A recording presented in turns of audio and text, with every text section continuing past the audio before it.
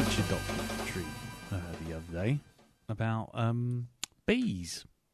Did you know that bees die after mating? So their life is basically honey, nut, Cheerio. Oh.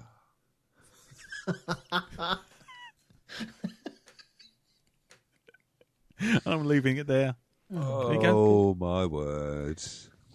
Honey, nut, Cheerio. If you have to explain it. I'm not explaining it. I'm just repeating it.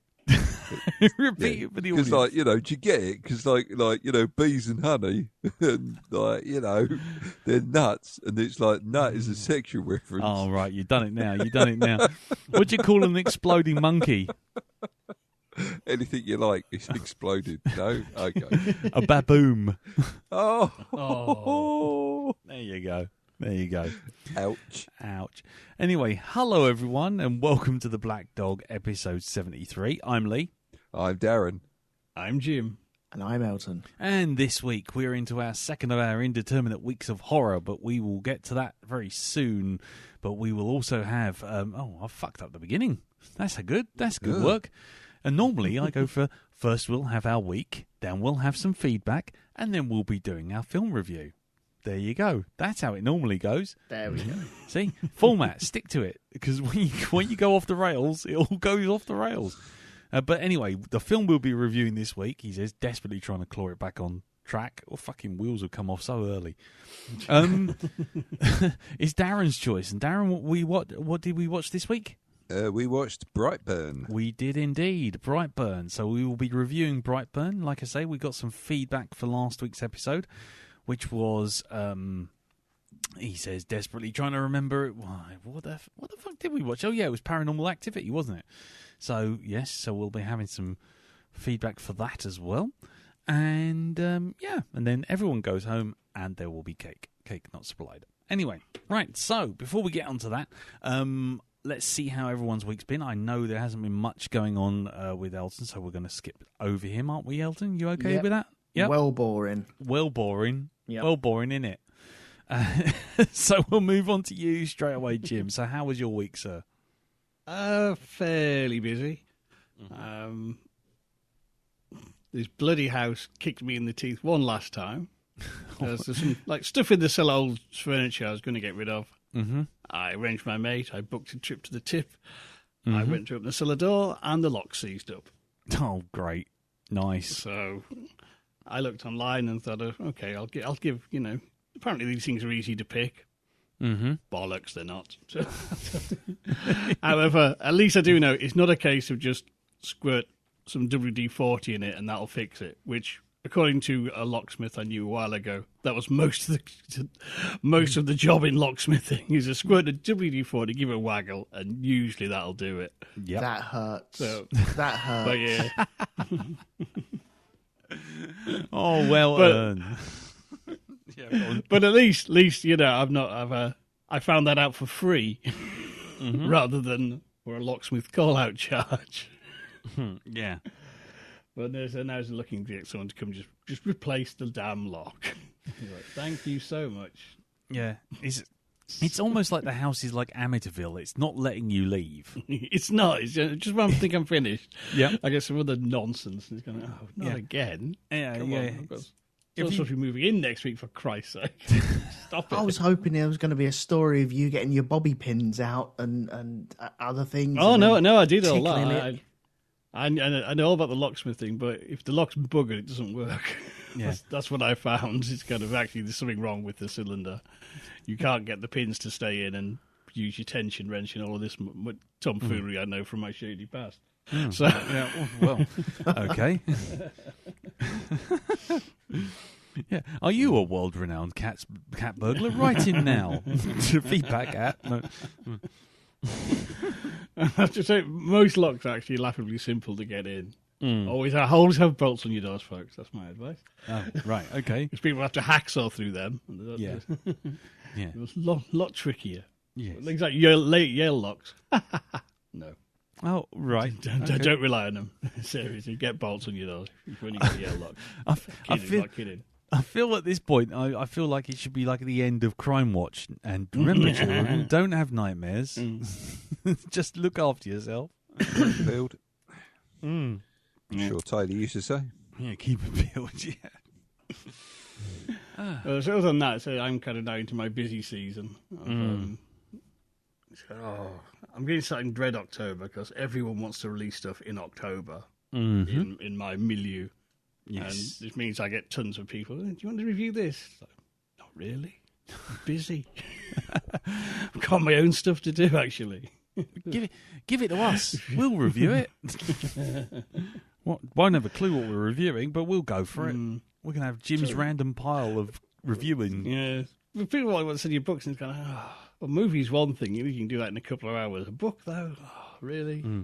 I got off with like a Jewish book of horror stories. And I'm not really the person for this. I really couldn't. It's such a minefield. I'm not going anywhere near that one. Yeah, I was going to say. So, What is horrific according to the Jewish faith? Is there? I have no idea. Exactly. I've just ignored that email. I'm not going there. It's just that's a ticket to cancellation city because you're bound to say the wrong thing and that's it. You're an anti-Semite and forever damned. No, exactly. I'm not going there. Fuck off. Yeah.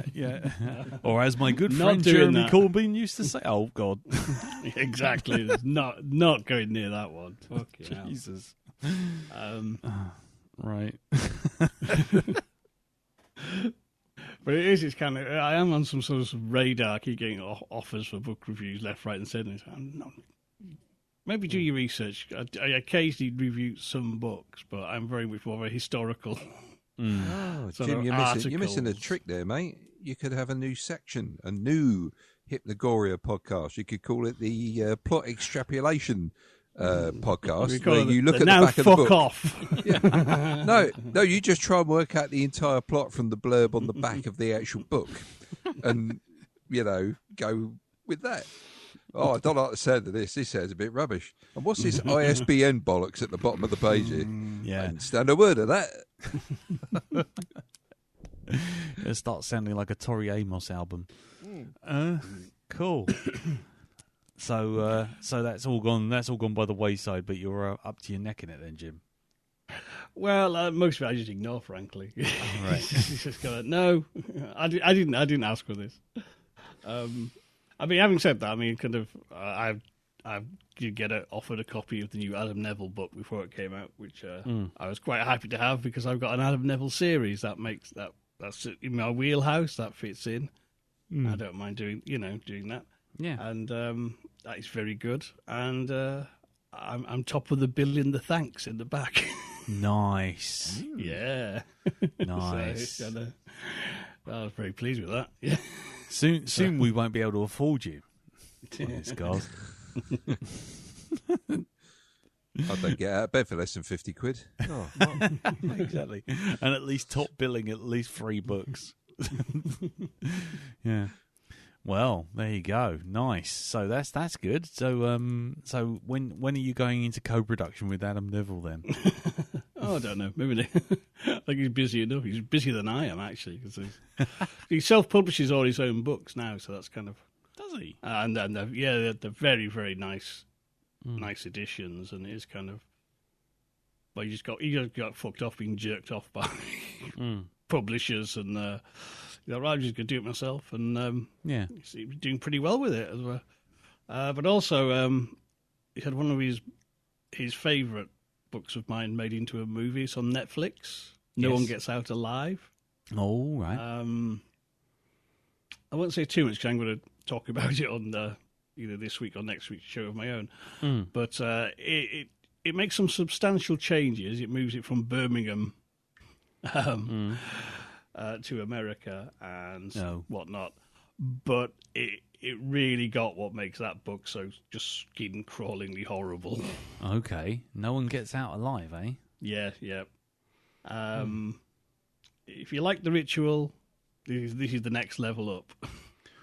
Ooh. And features some kind of, like The Ritual has some very what the fuck am I looking at imagery.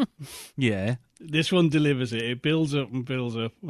When you get the end, you go, oh my fucking God, what the shit is going on? Nice. Yeah. Oh, colour me interested. Yeah. It's very, very good. I was very... And so it's a good version of this. They've changed things, but it's kind of, they keep the right tone and actually what the book's about. Is that through no fault of their own, people fall on hard times and end up staying at some terrible place where terrible things are happening. Oh, right. Nice. So, so student digs then. Student digs and beyond. Nice. But yeah, if you ever lived in any shitty accommodation, you get flashbacks. The book did that, and the film manages that as well. And it's kind of spot on. Nice work, people. So if you're looking for a good Halloween movie, do check that one out. That's my recommend. Sounds like an old story of mine where we went sort of driving around the southern England, and we ended up stopping off impromptu stop off at a B&B near Clifton in Bristol called the Alpha Guest House, which was a place that not only had an hourly rate on the back door and cigarette burns in all of the bed sheets and bedding, but also you were in a bedroom. The wall went up to the window, but you realised that it didn't go all the way up to the window, so you could actually put your arm around the wall into the rest of the window sill into the room next door. And then when you go downstairs into the dining room where you're having something to eat, you're sitting there having something to eat, and then you look on the bookshelf, and there is a book of. There's 3 books, one on dermatitis, one on a collection of exotic diseases, and another book on taxidermy. And it's like, where the fucking hell am I? What the hell is this? Who owns this place? Norman Bates. Exactly. We stayed there for exactly as long as we needed to, and I don't think we slept a wink. Me and Carol. It was I'm not surprised. Yeah. Yeah. So just remember that the Alpha Guest House in Bristol, in Clifton. That's the only thing going for it is the fact you can see Clifton Bridge, which is probably where they dumped the bodies after they stayed. Anyway, anything else, sir? No, I think I'll leave that there. I think my work here is done. Excellent work. Okay. Well, then over to you then, Mr. Barnard. How's your week been, sir? Fairly quiet. Mm-hmm. As in on sort of like, the social front and that, Mm-hmm. but then again, isn't everybody's these days. Yep.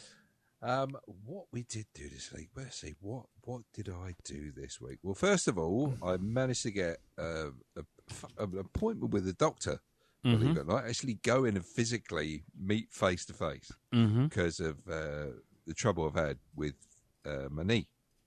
Right. Which I think I mentioned last week, where it's just agony to walk on. Yeah. Did you book this in 2019? Yeah. Indeed. By a Ouija board. By a Ouija board. But no, it was surprisingly easy once I got a phone call, because it's like I don't know, it's like being in the X Factor. You've got various stages before you get, you either win the prize or you get knocked out. And you've got to phone up the doctor's surgery to get an appointment for a phone call for them to phone you back to find out whether they want you to come in. And I got through that stage of the Hunger Games, and I got a phone call from the doctor, and he went, "Hi there, so what how can I help?" And I said to him, "Oh yeah, just woke up one day, knee the size of a grapefruit, having a lot of trouble walking on it. Still really hasn't gone down that much." And he went, "Oh yeah, I think I better see you then." And I'm like, "Really? Oh, okay." He went, "Can you be here by 12? Fuck, yes, I can. Yep. So it was that mad dash to get from here to over at West Byfleet. To go to the doctor there. And he took a look at my knee and everything, and basically just took me through like the anatomy of my leg, and this is what it could be, this is why you're feeling pain here, and it looks like I've done some sort of injury to it, had some sort of tear, But he's like, yeah, something like that, round about there. And he goes, well, look, what I'm going to do is we won't go straight for the keyhole surgery thing, right? We're going to see if we can try and see if it repairs, you know. So he gave me a prescription for some drugs. And it's like anti-inflammatory drugs. But these things are so powerful, he had to give me drugs for the drugs, right? I'm not joking. I have to take this tablet about half an hour before I take the other ones because that lines your stomach. Oh, yes. Jesus Christ. Yeah. Yeah, I know these ones, yeah. Right, Okay. so I've done my first sort of like batch today. Yeah. And I have to say it's well worth it. Yeah? Because, oh, God, yeah, already I'm feeling a difference Yeah? in the leg. So I think You it's can't feel really- your leg at all. Exactly, it's dropped off. That was embarrassing, you know. Yeah. Yeah, ha ha ha, bonk. Oh, right, Yeah. yes, there it That is. did not go the way I expected. Indeed, it kind of escalated rather quickly there. Yep. So drugs. Unlike Richard Ashcroft's song, the drugs are actually working. Oh, nice. That's good. So that is good. Cool. So, second thing this week, we caved and we started watching the Squid Game. Right. You and about 20 trillion people other, but yeah, go on. Indeed. And yeah, quite enjoying it. Yeah? It's actually not bad, yeah. And we've done was it the first 2 episodes of it? And there is a little bit more to it than just, 6 episodes of people being trapped in a thing, doing things against their will. There's a little bit more to it than that. Right. There is Yeah. another angle on it.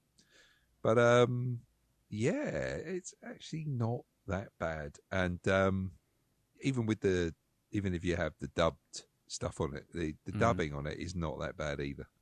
Right. The voices don't sound like the 3 stock voices they've got for any sort of any dubbing they've got for Asian films. Yeah. Where you've got the old man who talks like this, and you've got the hero who always talks like this, and then you got the squeaky girl and the not so squeaky girl, and that's about it. Yeah. Well, I was going to say I did see a little bit that was on Gogglebox, and it did seem to have that because it was kind of like the one guy just walks out and just goes, "Yeah, this is how it goes." Yeah, and you're like, "Oh my god, here we go." I've heard this voice about 1 trillion times before. Yeah, it's a bit like the Wilhelm scream, isn't it? It's just I'm Sam Seed. You heard of me? Exactly, it's yeah. Like, oh dear, here we go. But no, not bad at all. Yeah. So there we go. So, Okay. Thumbs up. Yeah, a thumbs up. And what other? I know I watched another film this week. Mm-hmm. Oh, I went back and watched Zack Snyder's Dawn of the Dead. Okay. Right, and this is back when he knew how to make a zombie movie. Well, he didn't write it for a kickoff, so that's already 3,000% improvement. Yeah. But it proves that point, though. Right? Okay. Zack Snyder is okay when he's following someone else's direction, right? When he's being guided. Okay. But when he does his own thing, that's where the wheels fall off. Right? Okay. I mean, we had it with, what is it? We had it with that bloody Sucker Punch. Oh. You know? Remind me of that shit. It's Zack Snyder does the Watchmen, and it's like, well, this was actually quite a good movie, right? Quite a good adaptation, quite faithful to the source material, apart from when they kind of diverge at the end, and it goes a different way to the way the original novel did. Yeah. So, yeah, I remember when we saw Sucker Punch, and it's kind of like, what the fuck is this? Mm-hmm. We've done that for the Black Dog before. No, we haven't. Punch. We haven't. No. Oh. Maybe it's time to pull the pin on that at some point. If you pull the pin on that, I cannot be held responsible for the for the words you edgeways you won't get. Didn't we No, do that's that on fine. Shonky at one point? I think it wouldn't surprise me if you had, because I can't remember now. sounds like a kind of trolley move. I'll be honest with you. That does sound like being invited on to watch it or something like that. Because Did we do it for Witness for the Defence? I can't remember. you might have done I it. think for that. we might have as well. Yeah. Yeah. Well, all I know is I've only seen it once, and that time I went out of this. About halfway through the film, I decided I'd go out to the toilet and decided that talking to the lady behind the popcorn stand while the film was running would be more useful than actually going back into the film. And yeah, fucking crap that was filmed. If you pull that pin, Dal, that's fine. You can pull it, but just bear in mind there will be consequences. There is nothing happens in a vacuum. Pulling the pin on Sucker Punch is not going to happen in a vacuum, my friend. So Remember what happened when Freddy got fingered? Yeah. I don't wish to recall what happened when Freddy got fingered. Thank you very much. Freddy, on the other hand, remembers it vividly. Yeah, you can still see that haunted look he's got in his eyes. So, yeah, that was that was a bad time in Black Dog history. Freddy got fingered in the Fallout. Freddie Flintoff got fingered. There we go. So an episode of Top Gear I'd never thought I'd see coming, but there you go. Oh, that's not a gear stick. Right, anyway. You're right. Ooh. You're right, yeah. Oh, God. Right. Yeah. Well, like I say, it's up to you, Dal. Your choice is always yours. No, you're good. You're fine. I think you're safe for that because I hated that movie just as much as you did. Mm-hmm. So I don't know. I don't think we could.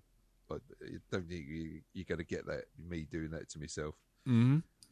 Okay. Not at all. Okay. Not at all. Mm. And right. Well, I think that's about it. I think that's really. it. I think I'm done. Yeah. Hey. I think I'm done. Right. I can't think of anything else. So it's been one of those weeks for everyone, isn't it? It has, yeah. Okay then. Well, I'll cut to the chase on mine because I've really only got two things that I've done this week. One was a fairly bog standard kind of garden work. So, sorry if anyone can hear any growling. We're looking after a dog, and I think she's just noticed that there's a cat outside. So if you do hear any sort of half-assed growling, that is the dog. That is Millie, who is staying with us for a couple of days. So anyway, yeah. So I did a little bit of gardening in the front of the house, which basically involved running over my lawnmower cable with the lawnmower. Oh, that was fun. I've done that. Yeah. It's the insulation tape has to come out there. Yep. Duct tape solved it, but it was like kind of a rolling issue because what happened was I thought, I've gone over the bloody cable. Right, okay, fine. So I went to look for the duct tape. I found the duct tape, pulled open the door for the cupboard where the duct tape was. The fucking cupboard door fell off its hinges. So then I had to go and repair the door where the duct tape came from. So I had to go look for my toolbox. Went under the stairs to the toolbox. Found that because I'd run over the cable, the fuse box had basically tripped. So then I had to go and sort the fuse box out. and then once I'd done that, I could kind of trace it all back to repairing the door, getting the duct tape, repairing the lawnmower and whatnot. But I also found out the hard way that nature carries on without you. Is all I'm going to say is because it's not all fluffy bunnies out there, ladies and gentlemen. As I've discovered when I cut down a bush, and as I did that, I stepped right into the corpse of a dead fox. Lovely. Right up to the fucking ankle. Were you barefoot at the time? No. Luckily, my shoes absorbed the blow, so to speak. I love the way that we have to ask if you had shoes on because you are the type of person that would do the lawnmower in bare feet. Well, or naked, even. I don't know. Not in the front. Is it the fox that you pissed on? I have no idea. I couldn't identify it from the smush. That it was just smush with a tail, to be honest. Oh no! It was a 3 foot long streak of smush with tail and ears, and that was it. So it had been there for a while then. Yeah, for sure. Oh, so that man. was good. So that was up to the ankle. That was good. Was it the popping sound that gave away that you'd stepped on? No, something? it's the fact my foot skidded, and I was standing on dirt, so I thought, well, that shouldn't be right. I think I've stepped in dog poo, or something like that. Some random animals pooed in my garden or something. And I looked down, and that's when I saw it, and I was like, oh, I've got a bit of red on me now. Yeah. So that was God, no. bloody awful. That was. So anyway, got that sorted. So my front garden now has been de-weeded, de-bricked, as I found out after running over 4 of them. Turns out there's about 20 bricks sort of buried at various depths in my garden that I didn't know about. So I kept hitting bricks with the lawnmower, so going dang, dang, dang, dang, that sort of thing. So that was good. So I had a full collection of bricks. I could have built a fucking wall by the end of it. Keep the foxes out. Keep the foxes out, yeah. Or build a tombstone for the fallen fox at the front of my garden. And the only other thing was I went to the cinema. And I went to see James Bond, No Time to Die. Okay. Has anyone seen this before I go any further? No, not yet. No. Right, okay. Well, I tell you what, my initial reaction was profound disappointment. I will say that now, right? And I reacted as such online. What I will say now, with a little bit of thought, and a little bit of distance and a little bit of time to ruminate on it, is there are bits of it that are good. There are bits of it that are solid. I mean, Daniel Craig gets to be, Bond, right, and really sort of sell the sort of his final tenure as Bond. There will be no spoilers. Right. What I will say is that Rami Malek's villain is... He's sold as a big villain, right, throughout the film for reasons that I won't go into. But he pulls some villainous shit that is like next level villainy, proper old school Bond villainy. Yeah, but sorry, I've just got this the way you said that is making me laugh. Yeah, that's all right. But I will also say that as far as the villain goes, once he actually faces off against Craig, you realise how much of a damp fart of a human being he really is. And he's not an impressive villain at all. Yeah.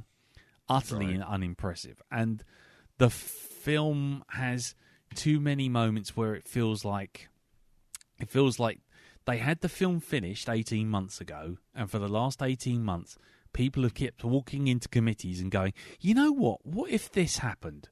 And what if that happened? And what if that happened? And so there are big, long sections where it seems to be doing nothing apart from showing you a Aston Martin driving holiday in Italy. And then other sections where there's lots of action going on and there's lots of things going on and you're thinking, right, okay, this is proper Bond, we're off again. And then all of a sudden it will just go and deflate again. And there's lots of moments like that. And there's one particular moment, which again I'm not going to spoil, where I just went, you what? And it is proper, you what? And when you see it, you won't unsee it. But before and that really was just a knock for 6, and it was just like, yeah, I'm sorry. Someone has sat there watching too many particular types of film and have decided to do their own version with Bond. Right. And that to me was just like, I mean, I understand why they did it, but for me that was just like, no, you've taken Indiana Jones and told me that Indiana Jones, Indiana Jones, I don't know. he decided he wanted to go off and do a bit of gardening or something. I don't know. It's just that's not what you do with that character. That's you have characters that have, if you're going to be traditional with the character and you're going to make this big thing about this is the way characters act, and this is the way the character's going to act, and this is the way the character's going to be, and a lot of reviews have done this whole sort of, well, these plot points are silly, but that always happens in James Bond. And it's like, well, that's fine, but if you're going to follow that logic and say it always happens in James Bond, then your big moment shouldn't happen in James Bond. You can't 1 minute pull this kind of ripcord of saying, yeah, hand wave all the bad stuff away because that's James Bond in a nutshell. Silly villains, gadgets, random moments of coincidence and happenstance. You can't say that's all good and then suddenly take a left turn and go, but we're doing something different with Bond because this is not what Bond is about anymore. And you're like, well, pick a fucking lane. Either you're doing new revisionist Bond or you're doing old silly Bond. And if you're going to do new revisionist Bond, that's fine. I'm all for that. Go ahead and do it. But don't change your mind halfway through, and certainly don't try and throw in something which it just felt like they did it and you could see it coming from a mile off. But you thought, well, the way Bond goes, the way Bond is, the way things play out with Bond, this is going to change. Something's going to happen, X, Y, Z. But it doesn't. And you go, oh, okay. And I don't know. I can't say more than that. But there were too many of those moments where you just suddenly go, oh, right, okay, you're going for silly Bond now. Oh, no, now you're going for Casino Royale Bond. No, you're going for silly Bond again. No, you're going for Casino Royale. Just pick a fucking lane. And it's too late in his tenure to try new things out, though, isn't it? Well, I don't think that. I mean, you can try new things out. I mean, like I say, Casino Royale did that. You brought him back to gritty Bond. He was the blunt weapon. With a emotional side, and that bit, in fairness, does carry across to this one in quite a obvious way. But there are. It's really hard to say, but there's bits in this where you just suddenly go, well, hang on, no, you're no longer Jason. You're no longer James Bond. You're Jason Bourne. You've turned him into something else. You know what? That's been my complaint about the Daniel Craig series in general, right? The first one was the best one. He had one gadget in that he used. The rest of it was all him using his brain to get out of a situation. I think the gadget he used in the first one was a defibrillator, and that's it, right? Beautiful. Then you started getting the fucking gadgets thrown in. The moment I saw the fucking Aston Martin in, was it 2 or 3 films ago, when that first turned up, I'm like, oh, fuck off. I mean, I don't mind that so much. I really wish I could say the thing that bugs me the most, but I mean, the only example I can give you right now, without any spoilers, is literally you have one character in one scene say, "I don't want to talk to you, Bond. Fuck off. Who the fuck are you? Piss off." Essentially, I'm paraphrasing, so it's not showing who it is or what they're talking about. Yeah, and goes, "Don't want to talk to you. Fuck off, you arrogant twat." And then literally the very next scene, it literally cuts, and the very next scene, that same person is talking to Bond and telling them everything they need to know, and they're walking along like they're best friends. Got you. And it's just like, oh, so someone's just decided, you know what, actually, it's too much effort to fucking clear that character moment up. So, bollocks, we'll just skip straight to the end. But then you get whole swathes of James Bond and his love interest, and it's like, oh, how Bond has developed and how he's become a new person and how he's grown as a person. And you're like, oh, right, so 1 minute we're having big character study, next minute we haven't got 5 seconds to have a conversation about one person who was pissed off suddenly not being pissed off. It's just like, be Roger Moore or be Daniel Craig Casino Royale, and there's an awful lot awful lot of what is really pissing me off with most movies now, and this is not just a ding on Bond, this is a ding on just everything. I said it on the Facebook group. But it's like there's an awful lot of nostalgia. And I always sum it up with the Red Letter Media Rogue One thing of kind of like, I saw a thing I recognised and I clapped. There's quite a bit of that, and a lot of it's to sort of say, well, this is the last Daniel Craig Bond, da-da. I thought at first I really hated it. But for me, more I think about it, more I think it's just uneven. Right. And it's really uneven. And you can see why, but for me, it's not for me.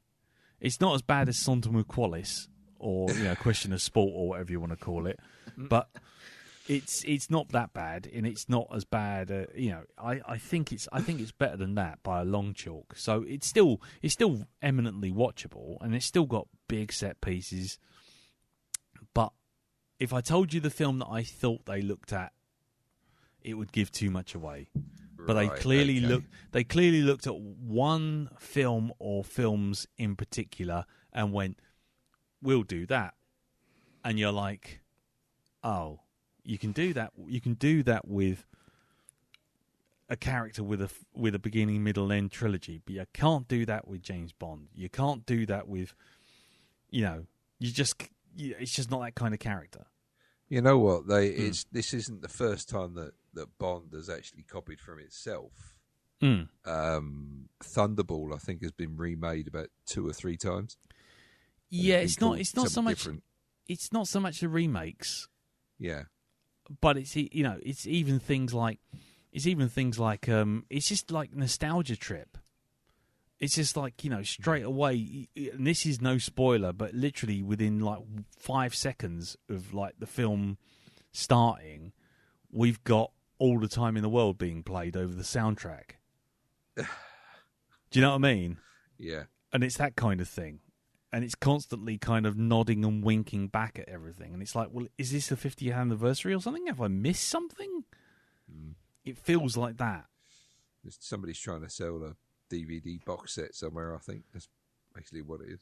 There's a bit like that, yeah. So, I mean, I'm sure there are people who really like it, and that's fine. I'm not going to turn around and do any of those stupid criticisms like, oh, it's too woke or anything like that, because there's nothing like that. It's just a load of old bollocks. But to me, it was just uneven, and it just couldn't. To me, it couldn't make up its mind whether it was like deadly serious, gritty Bond to the end, or whether it was like, oh, here's a bit of silliness and here's a rubbish villain, but let's blow shit up. How did you find the other 00 agent? She's all right. I mean, the only thing, if I could say anything about that character, it's that she's sadly a bit underwritten, and she she comes into her own a little bit about mid to three quarters of the way through. Mm-hmm. But the first half of the film, all she does is keep walking up to Bond and going, "I'm called 007. I bet that really annoys you." And I'm 007, don't you know? Yeah, exactly. And it adds nothing, because the thing is, even Bond himself just goes, "It's just a number," and just carries on with his merry way. And, it's kind of like telling the audience. But on the other hand, if that's the case, who cares? If Bond doesn't care, the story doesn't care, then having the character constantly tell you that she's 007 makes no difference either way. It's like, okay, so she's 007, okay. Or tomorrow she could be called Sapphire and Steel. It really doesn't matter. And it's like, okay, well, if it doesn't matter, don't fucking matter, does it? Mm-hmm.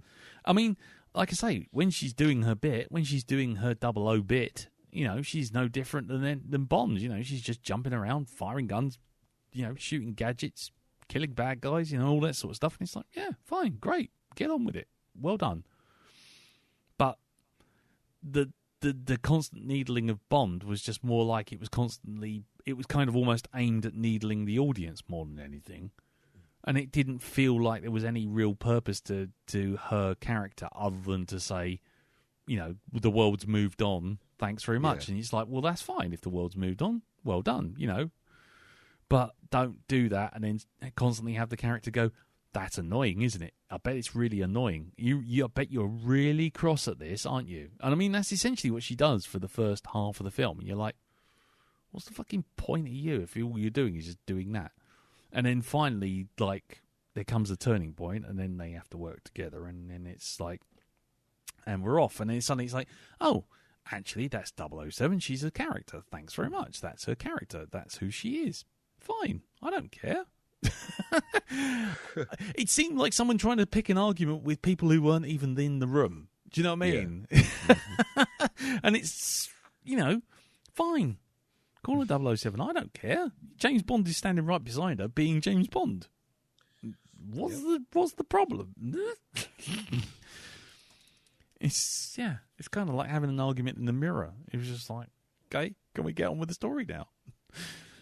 So yeah, I mean, overall, it's a fair Bond. It's not a good Bond. It's got some solid emotional moments. It's got some solid action. There's a bit in the forest which is really quite cool. It's got lots of stuff like that. And when it works, it really works. But when it's uneven, it's very lumpy. And then, like I say, you get these feelings that there was a committee involved rather than a script writer. And that's when it all feels a bit off. But, you know, I would definitely say go and watch it and make up your own mind, because, like I say, I could be doing a Matrix. I could be coming away from this going, and then 6 years later or something, I'll get it on DVD and go, actually, no, that was quite good. So I am the very definition of unreliable narrator on this one. But yeah, but if any of you three watch it, I'd quite happily do a spoiler cast with you about it, because there's a couple of things I do want to chew over, but they're just so spoilery. I don't want to ruin anyone for it at all. So there you go. Right, okay, so that's my week. There's nothing else much going on, to be honest. So let's move on to feedback, because we did have quite a bit of feedback. Well, I say we had quite a bit of feedback. There was lots of people going on about Elton's getting cross about going into petrol stations and people buying coffee. Michael Wilding posting up a gif of anger from Inside Out, saying when Elton sees someone trying to buy a coffee at a petrol station. And then, and John Campion saying, coming soon, Elton's Travel Lodge of Terror. And like I say, if anybody wants to leave even just little hints like that, you know, just little drops, just drop them in to the Facebook group. But we did have two pieces of feedback, two emails from, pieces of feedback from Odile Thomas, which I'll read out to you now. And she said, Lee, I watched the film and I was ready to be scared. This is Paranormal Activity, obviously. And even though it had its moments, it didn't quite work for me. And I think there are two main reasons why. Firstly, the hype. As Darren says, the hype you get before watching a film can be detrimental at times, and I think this was it for me. And second, and this is my main issue, the sound quality. Being hard of hearing, I often watch TV with the subtitles, none of which were available for this. So I plugged in my hearing aids and linked them to the TV, but even then I found the hearing part of the audio tracks difficult. For example, I did not hear the footsteps on the stairs, let alone the changing intensity of them, nor did I understand or quite hear properly some of the dialogue. So I think I missed out on quite a bit, which made this film not so good. Not as good for you lot. Made this film so good for you lot, which is my loss. Oh, and Micah deserved everything he got in the end. I think his possessiveness of Katie fueled the demon and its activity. I can't help but wondering why the demon left Katie alone for so many years, from the first haunting to when she was a girl, and now. Did the first haunting stop when her parents' house burnt down? Do we know whether her parents' died in that fire? If so, I wonder whether the demon's actually looking after Katie, protecting her from her parents. Were they mistreating her? and now protecting her from Mika, who is becoming more very possessive of her. I know it's kind of a twisted interpretation, but I also think it has merits. After all, she survived her childhood home burning down, and she left her house alive at the end of that film. Interesting point there. It's kind of interesting because it does kind of feed into that whole thing of the more Micah gets obsessed with this creature, this demon and the hauntings, and obsessed with kind of controlling it, he's also doing the same with her, isn't he? I want to have the camera in the bedroom. I want to do this. I want to antagonize it. I want to get the Ouija board. So maybe there's something to that. I think it could be. Yeah. I think it's a great aspect of it where I didn't really think about that. And there could have been we don't know the backstory from this film as to. I don't think they mention what happened to the parents. No, I mean I don't recall anyway. So I know a maybe lot of that gets. Yeah, go on. Sorry. Maybe they did die in the fire, and everything settled down. I know a lot of that kind of stuff gets revisited in is it the second or the third one? Well, the second one is Katie's sister. Mm-hmm. And it actually sort of happens a bit before and overlaps on the timeline with the first one. And it's the third one is their dad's videotapes. Or sorry, their stepdad's videotapes of their childhood of what actually happened in the house. Ah. Okay. And I think it does add weight to the theory that actually the demon isn't necessarily coming for Katie. Oh, right, okay. That's interesting. Well, maybe we'll have to check them out at some point. I mean, I've heard that it's a law of diminishing returns with the twist, the sequel. For me, I the second one's not as good as the first, but the plot line is interesting. It's like a side quill, and it is the scares aren't as good, but the plot is interesting and. It's a different family dynamic, and it's interesting to sort of see. It's all quite really sort of well observed, and the third one I think he's really good. Has some very good, has a couple of really really inventive, really good scares. But that's where you get as much backstory as you're going to get. Yeah, and I think those three they work really well as a trilogy. Right. 4 I barely remember. Right. Okie dokie. Well, that kind of sums that up then. Yeah, fine. Well, thank you for that, Odile.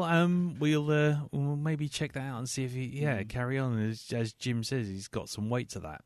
And we do have another piece of feedback. We have it from Bob Haleman Lamont, who we haven't heard of for a long, long while, when he was the archivist for Black Dog version 1. And he's back. It's interesting that he's written an email to Black Dog 2. I notice in the header. And he writes, and he says, "Hello, gents. The Paranormal Activity films have always been special to me and my friends, as every year until the 4th film, we would go to see them for Halloween. The first one is one of the best, though my favourite is the second one. We all agreed that Mika was a bellend and deserved everything that was coming to him, though being an arsehole runs in her family in the later movies. From the 4th film onwards, the series gets progressively up its own arse when it commits the sin of over-explaining the monster. Oh, no.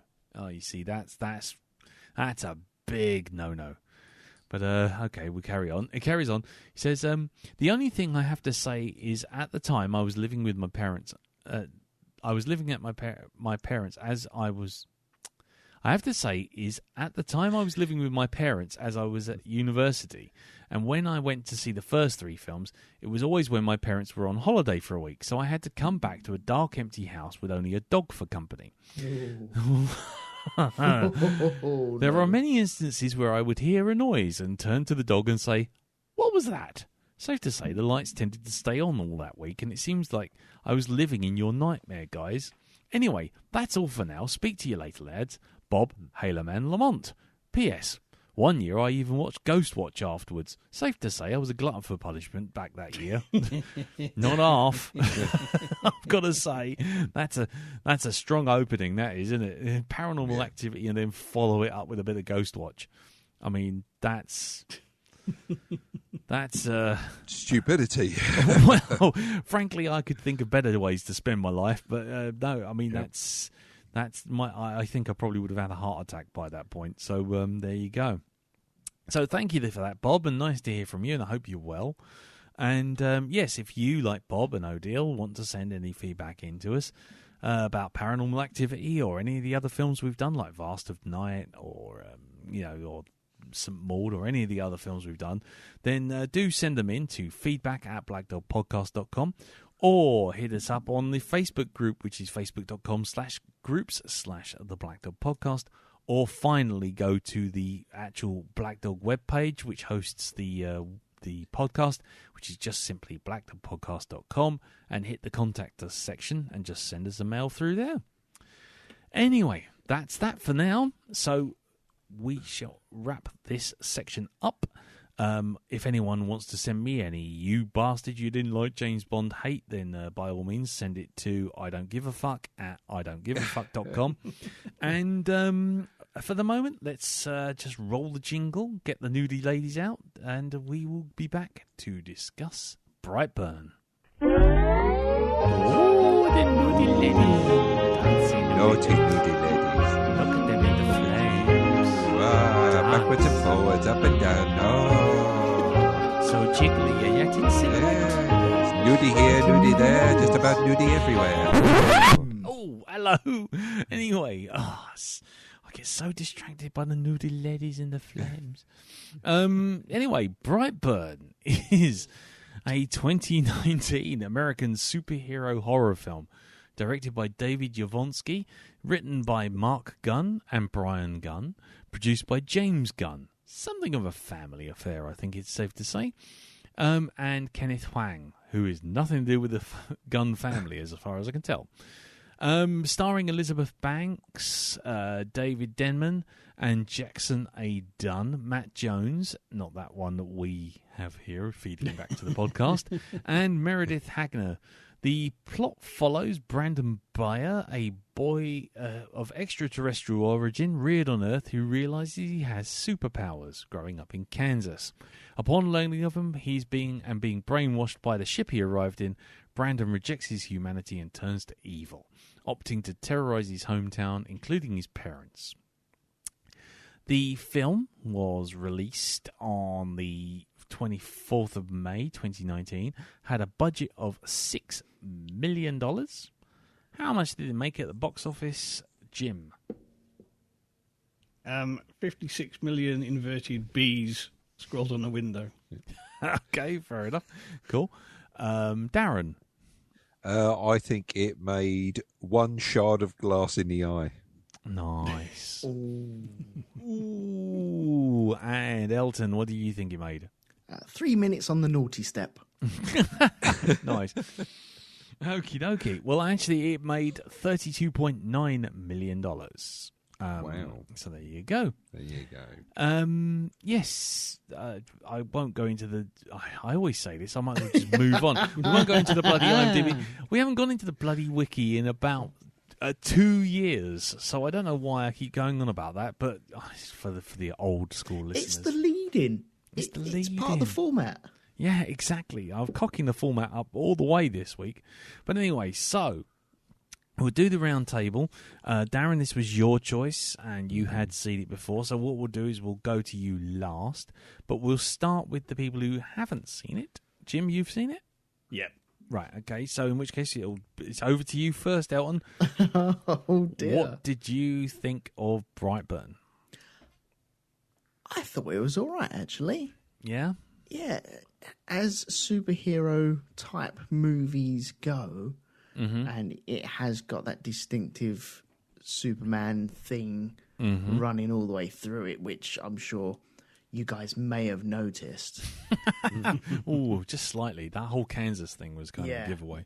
That's right. But I'm sure you guys are going to mention it or speak about it, about it becoming like a trope of being a doing the bad guy version of the good guy.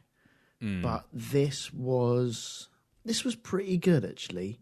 Although there was some moments where I thought the kid could have been a bit more creepier than what he actually was. But overall, yeah, pretty good. Okie dokie.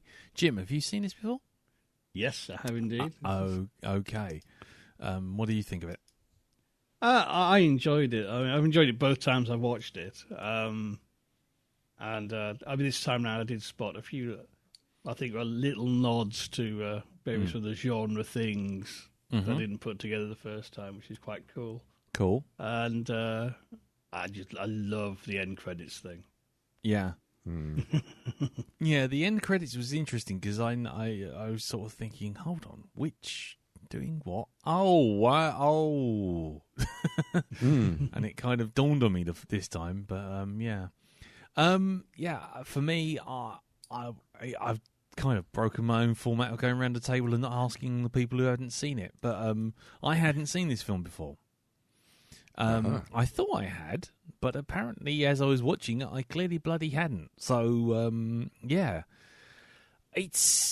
I was in two minds with it. On the one hand, I appreciated the overall B-movie kind of evil superhero taking the piss out of Superman thing.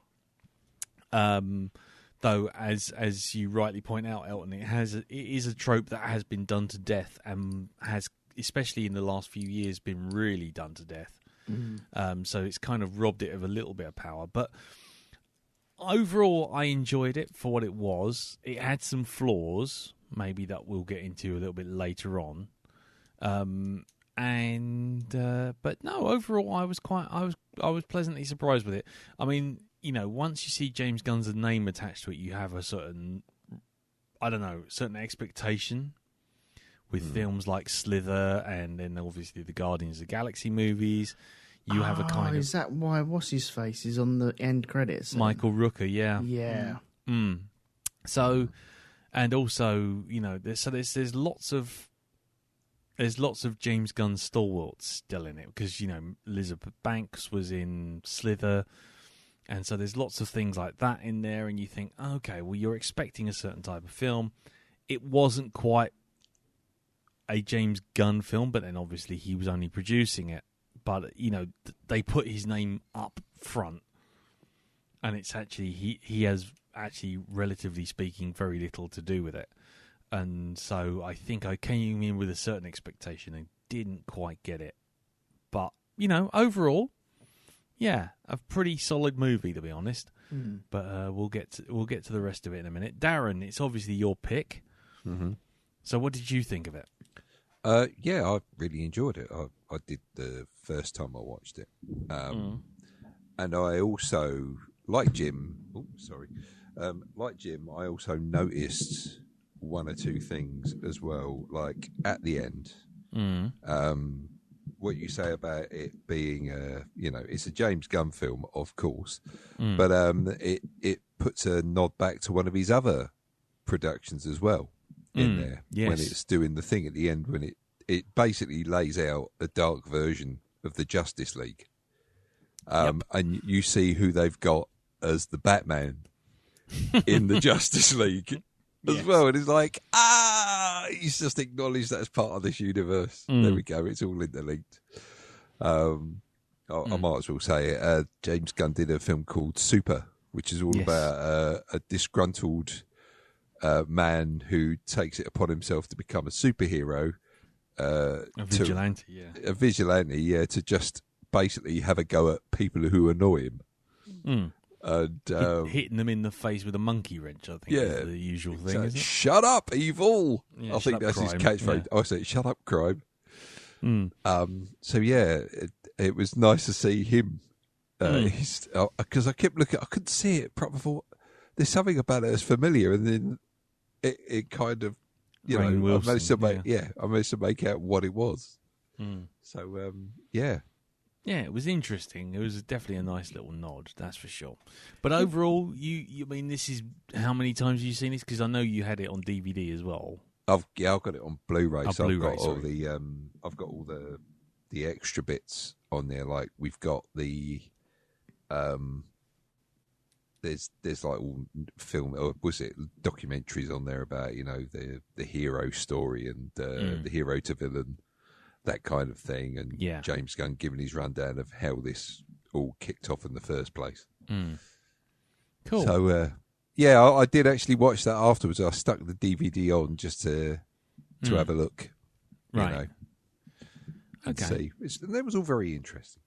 Cool. But the film in general, really enjoy it. Right. Cool. Well then, I mean, getting into it a little bit. Let's start with this. I mean, the one thing that I would say is possibly not a flaw, but certainly something I was kind of wishing I didn't know, was the fact that it was a piss take on Superman. I don't think it wasn't so much a piss take, not a parody. This is more of a what if, you know. And as you say, it's been done before, but I think it's a case of, I think that's a case of John, what was that fucking film? The one that was, a really old story that basically had a film made of it far too late. John Carter. John Carter. John Carter, yeah, right? Yeah. You look at it and you think, oh, if you didn't know that, the story was God knows how many years old, you'd think, why have they copied Attack of the Clones in one bit? And it's like, no, Attack of the Clones copied it. Yes. Along with your microphone. Yeah, I know. Sorry, the stand has just fallen over, and I'm just holding it with my hand now, just to try to reattach it silently, but it's not working. No, it's failing miserably. It's fine. Yeah. No, what I was actually going to say was, and this was the thing I was getting round to, was the fact that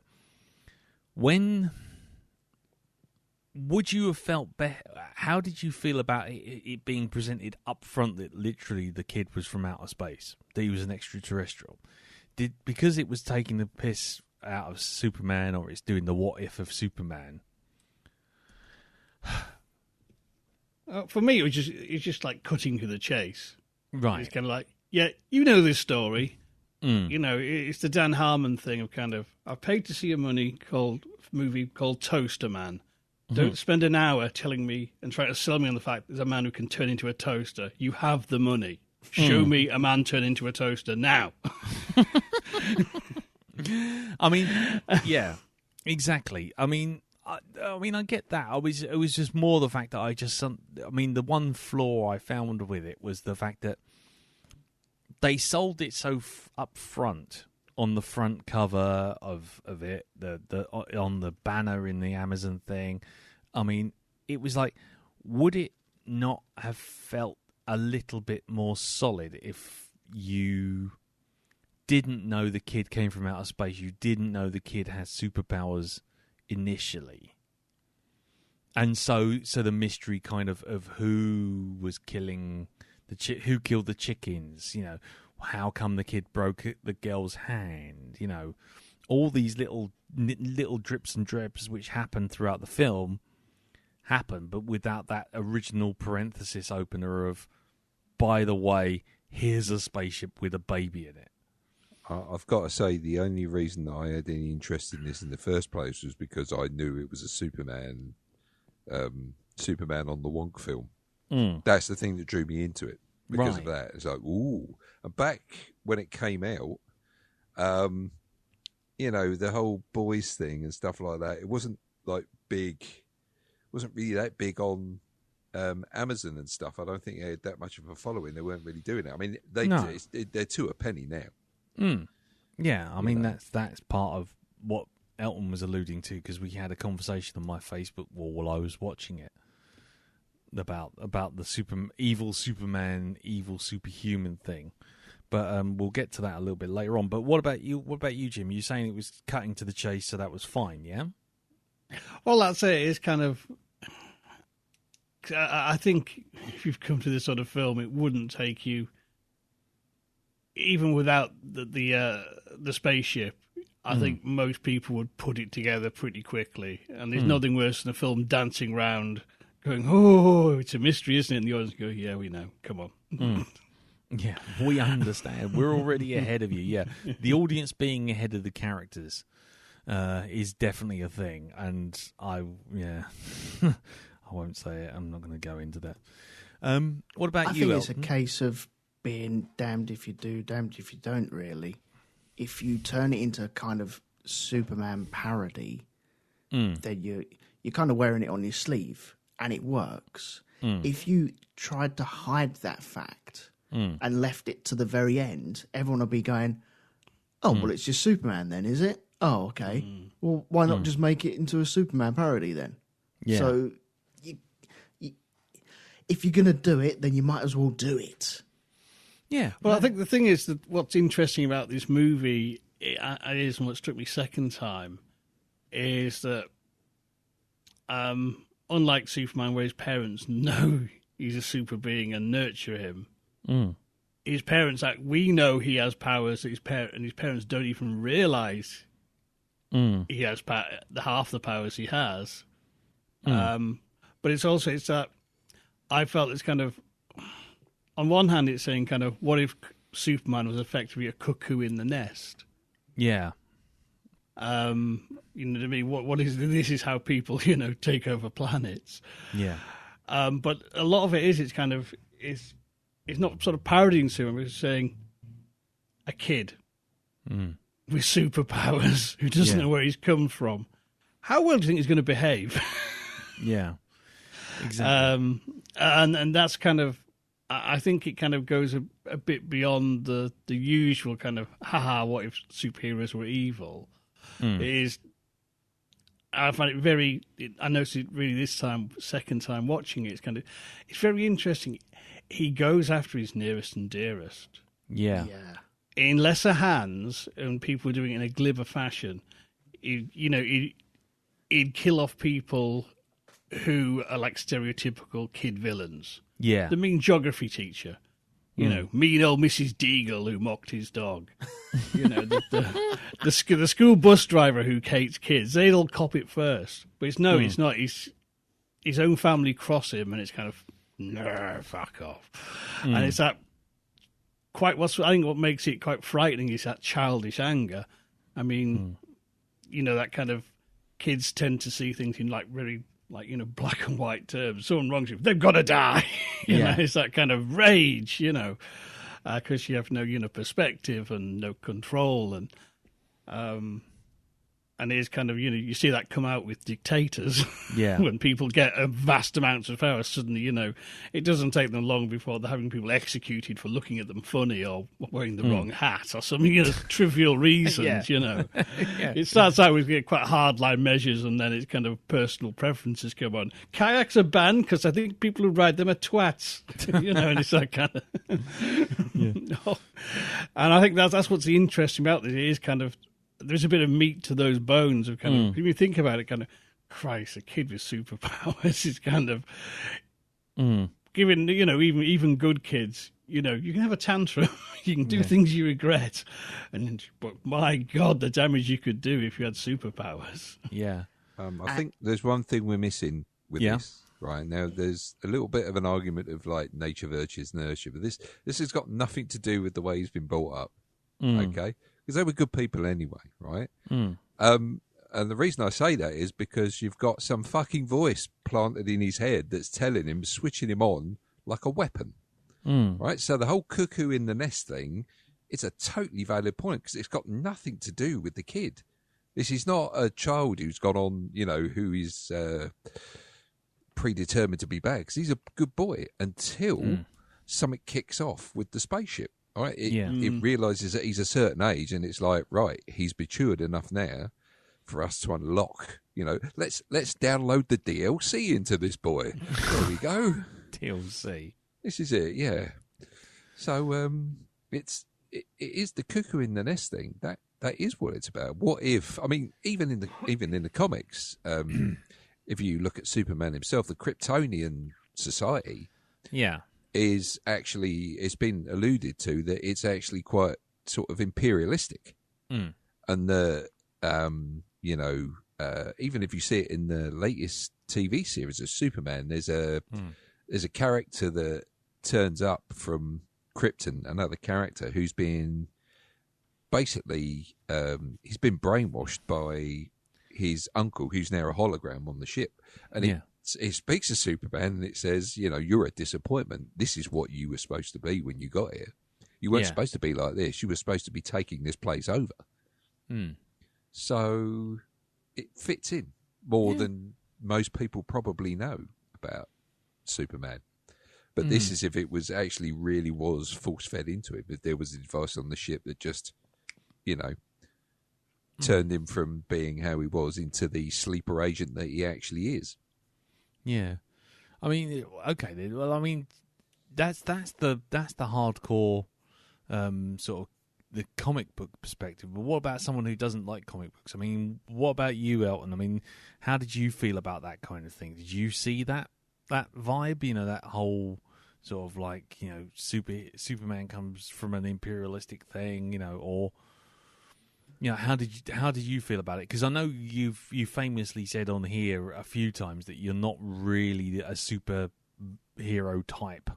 If you know what I mean, you don't like those kind of movies. Yeah, I'm glad that you said famously as well. Thank you. Yeah, well, I mean, let's put it this way. Every time we've ever brought up a superhero thing, whether or not it was version 1... I mentioned it, yes. Yeah, I was going to say, whether it was version 1 when we were talking about the news, or whether or not it was us doing, I don't know, Deadpool or something. I just power down, don't I? You really? do.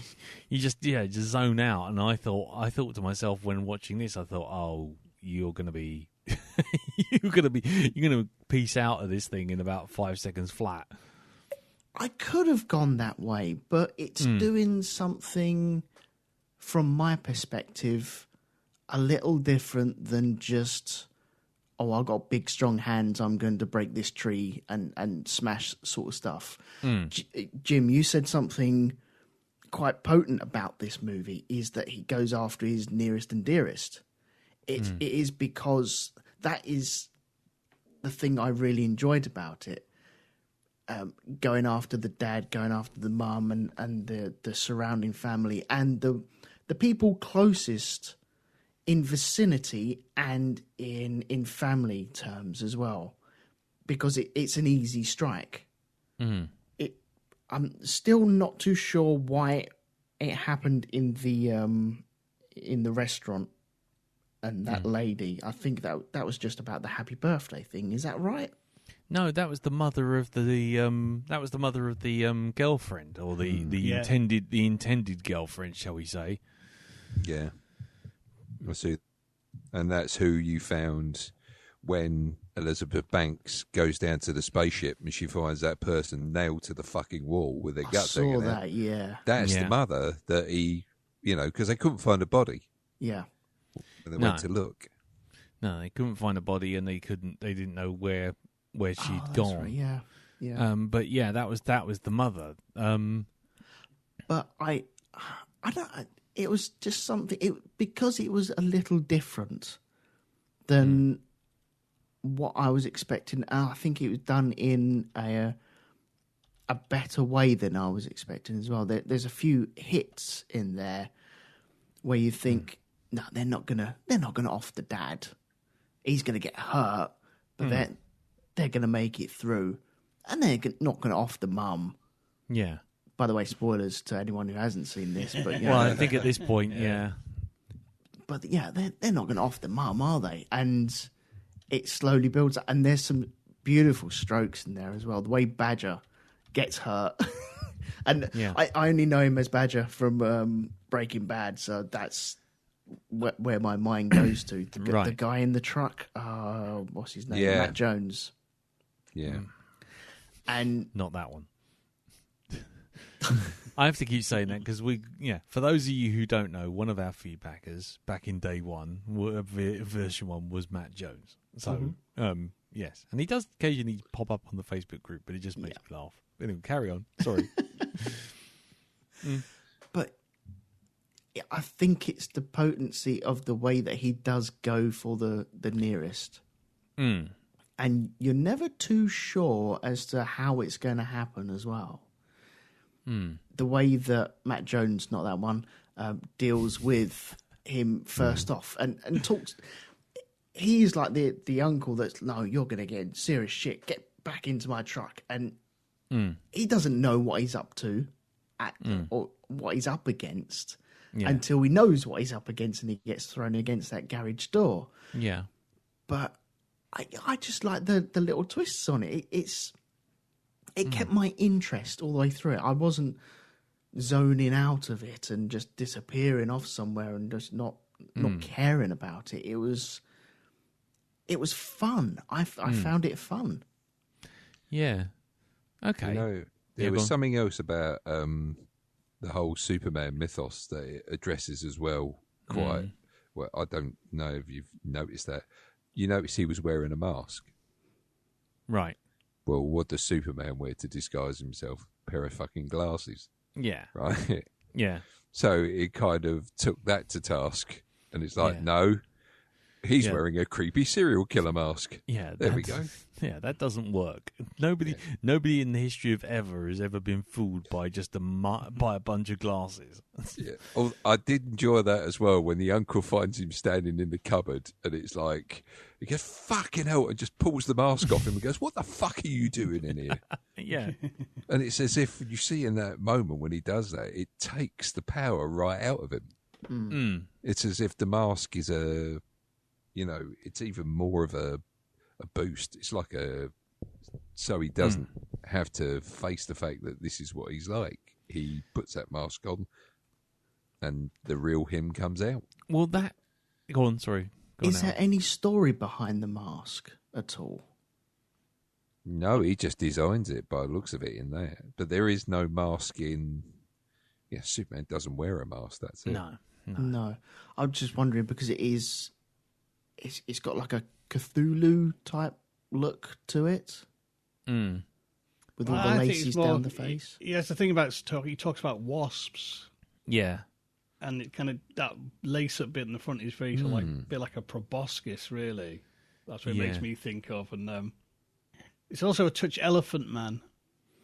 Yeah, that's true. Oh, a little bit also. What I first thought of when I looked at it, and it's only a brief thought, was the pilot from Alien.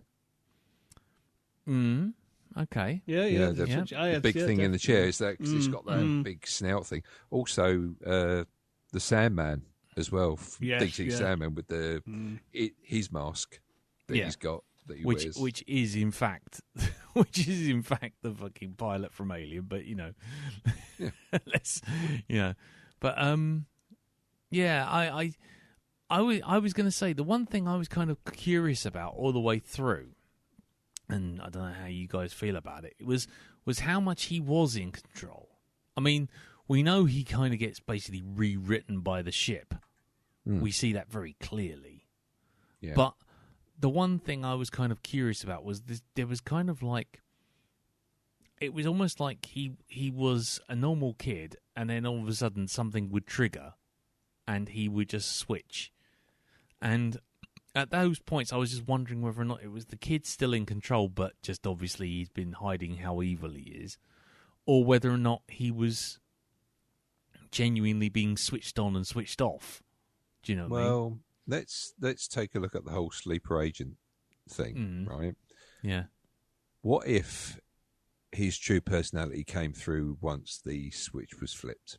What if he's already been trained up by, or in that ship that he's been in, he's been force-fed the information on how to do this, I know kung fu, that kind of thing. So it could be that, because you notice how easy he found it to lie. Yeah. After a while. I mean, what if that was already programmed into him? The way to get through this is to use, subterfuge and misdirection. Yeah. To do what you do. To get the mission sorted. Yeah, but what was the mission? Was it just to literally just conquer the Earth? Take the planet. Yeah. But that's it. That was the thing. Take the planet. It doesn't matter what happens after that, because he's just a vanguard for an invading fleet, by the sounds of it. It's like send him in there, clear out the inhabitants by sending in the super weapon.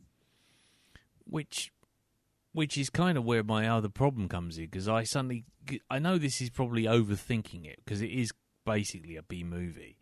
Mm-hmm. But if you've got a race of super beings that are that powerful, and a single child is, strong enough to basically take down a town, wipe out people left, right, and centre, then why bother? Why not just turn up on the doorstep, go, hello, we're from planet Blarg, and we're going to fuck your planet up? Well, we don't know if he's actually a member of that race.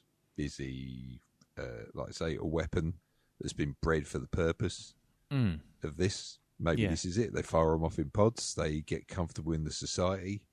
They learn what's going on there. So it's like, who knows what level of technology the Earth has. Send them in. They go in, grow up with it, get used to the society, and then take it over from the inside. Okay. So it could be that. I mean, I don't know. It's never explained, that bit. You can only speculate. No. And, you go on, Jim.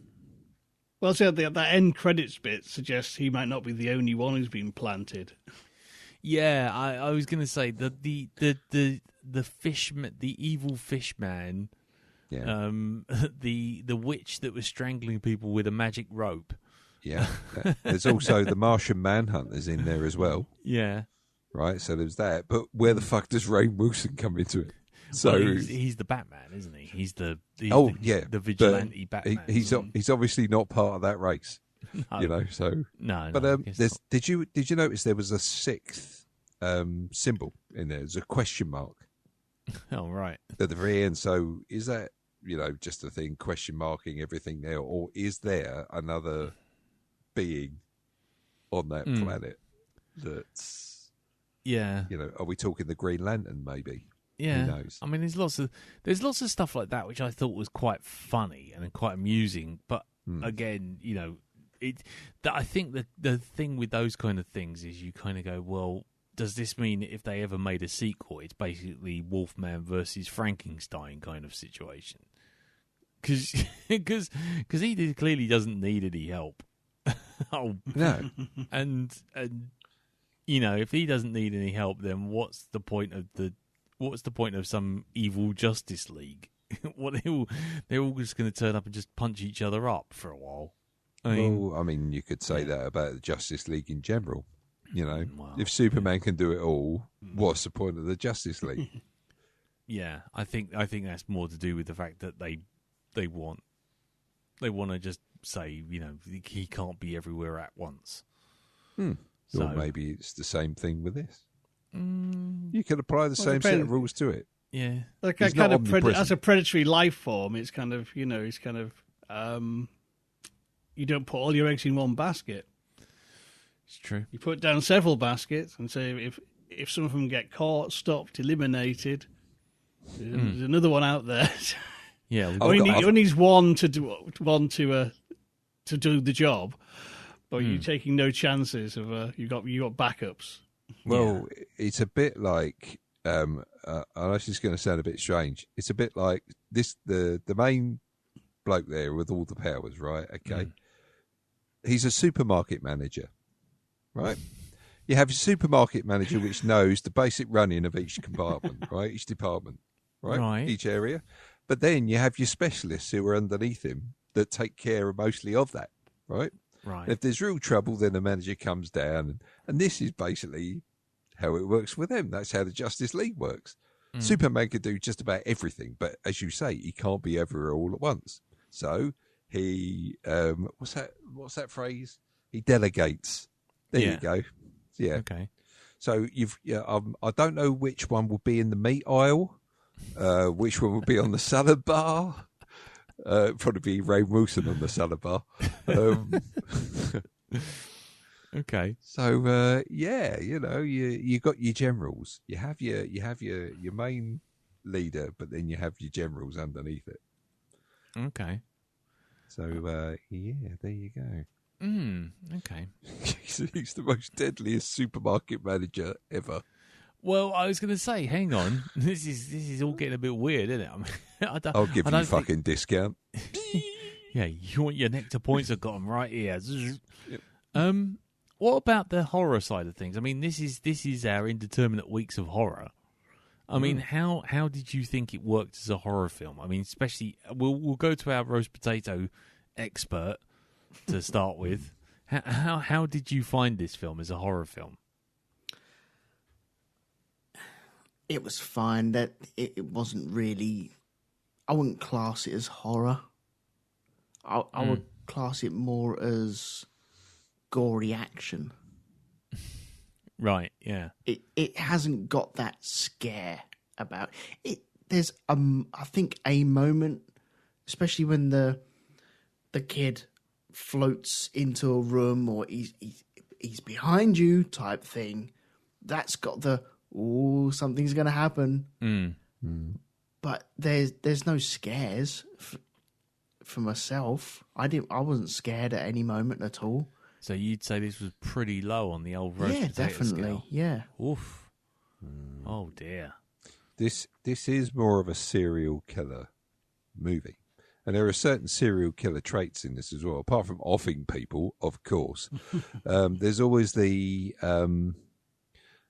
it's a lot of serial killers begin with animals, right? Yeah. They they start off small, like squirrels and stuff, or mice, and then they start going up the scale, and then they finally get to people. And he kind of does that with the chickens. Right. Yeah. Offs them, and then, just to see if his powers work that well.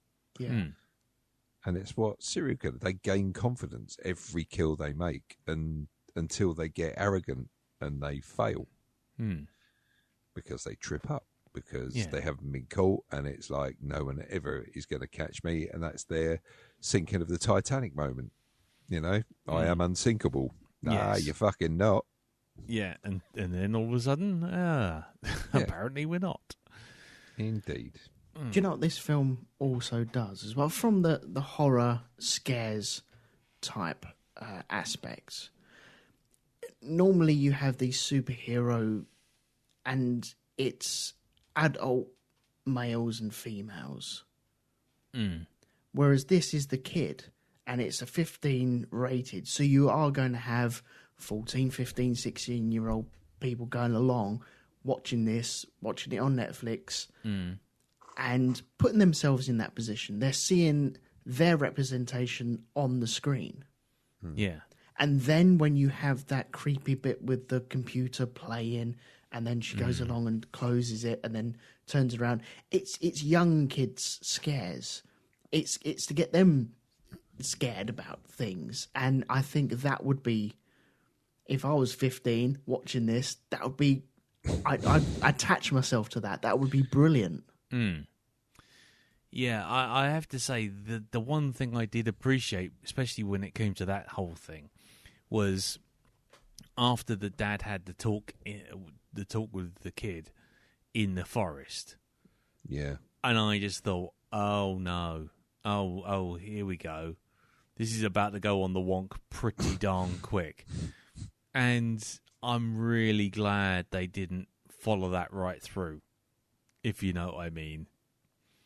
There was, I thought we were going to go into proper, shall we say, unpleasant territory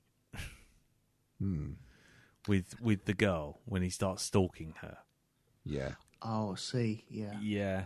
And I just thought, oh, hang on. This could go horribly, horribly wrong.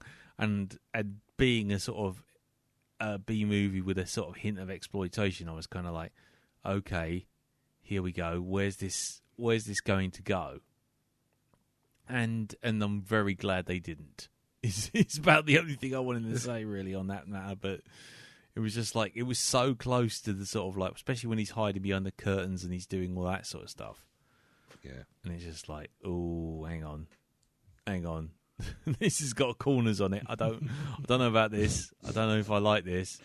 But I think it was creepy enough to keep it on the right side. It was suggesting... I don't think it was going to go down a sexual road at any stage whatsoever. I didn't get that vibe whatsoever.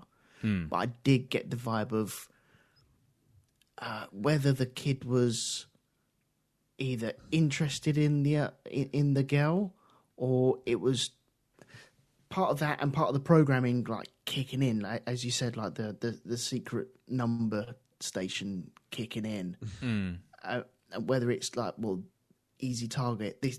It's going from chickens up to the next stage, and that is the next stage. Okay, right. Test your powers here, and test your powers over there, and then once you've gained all this XP, then go off and do the world, so to speak.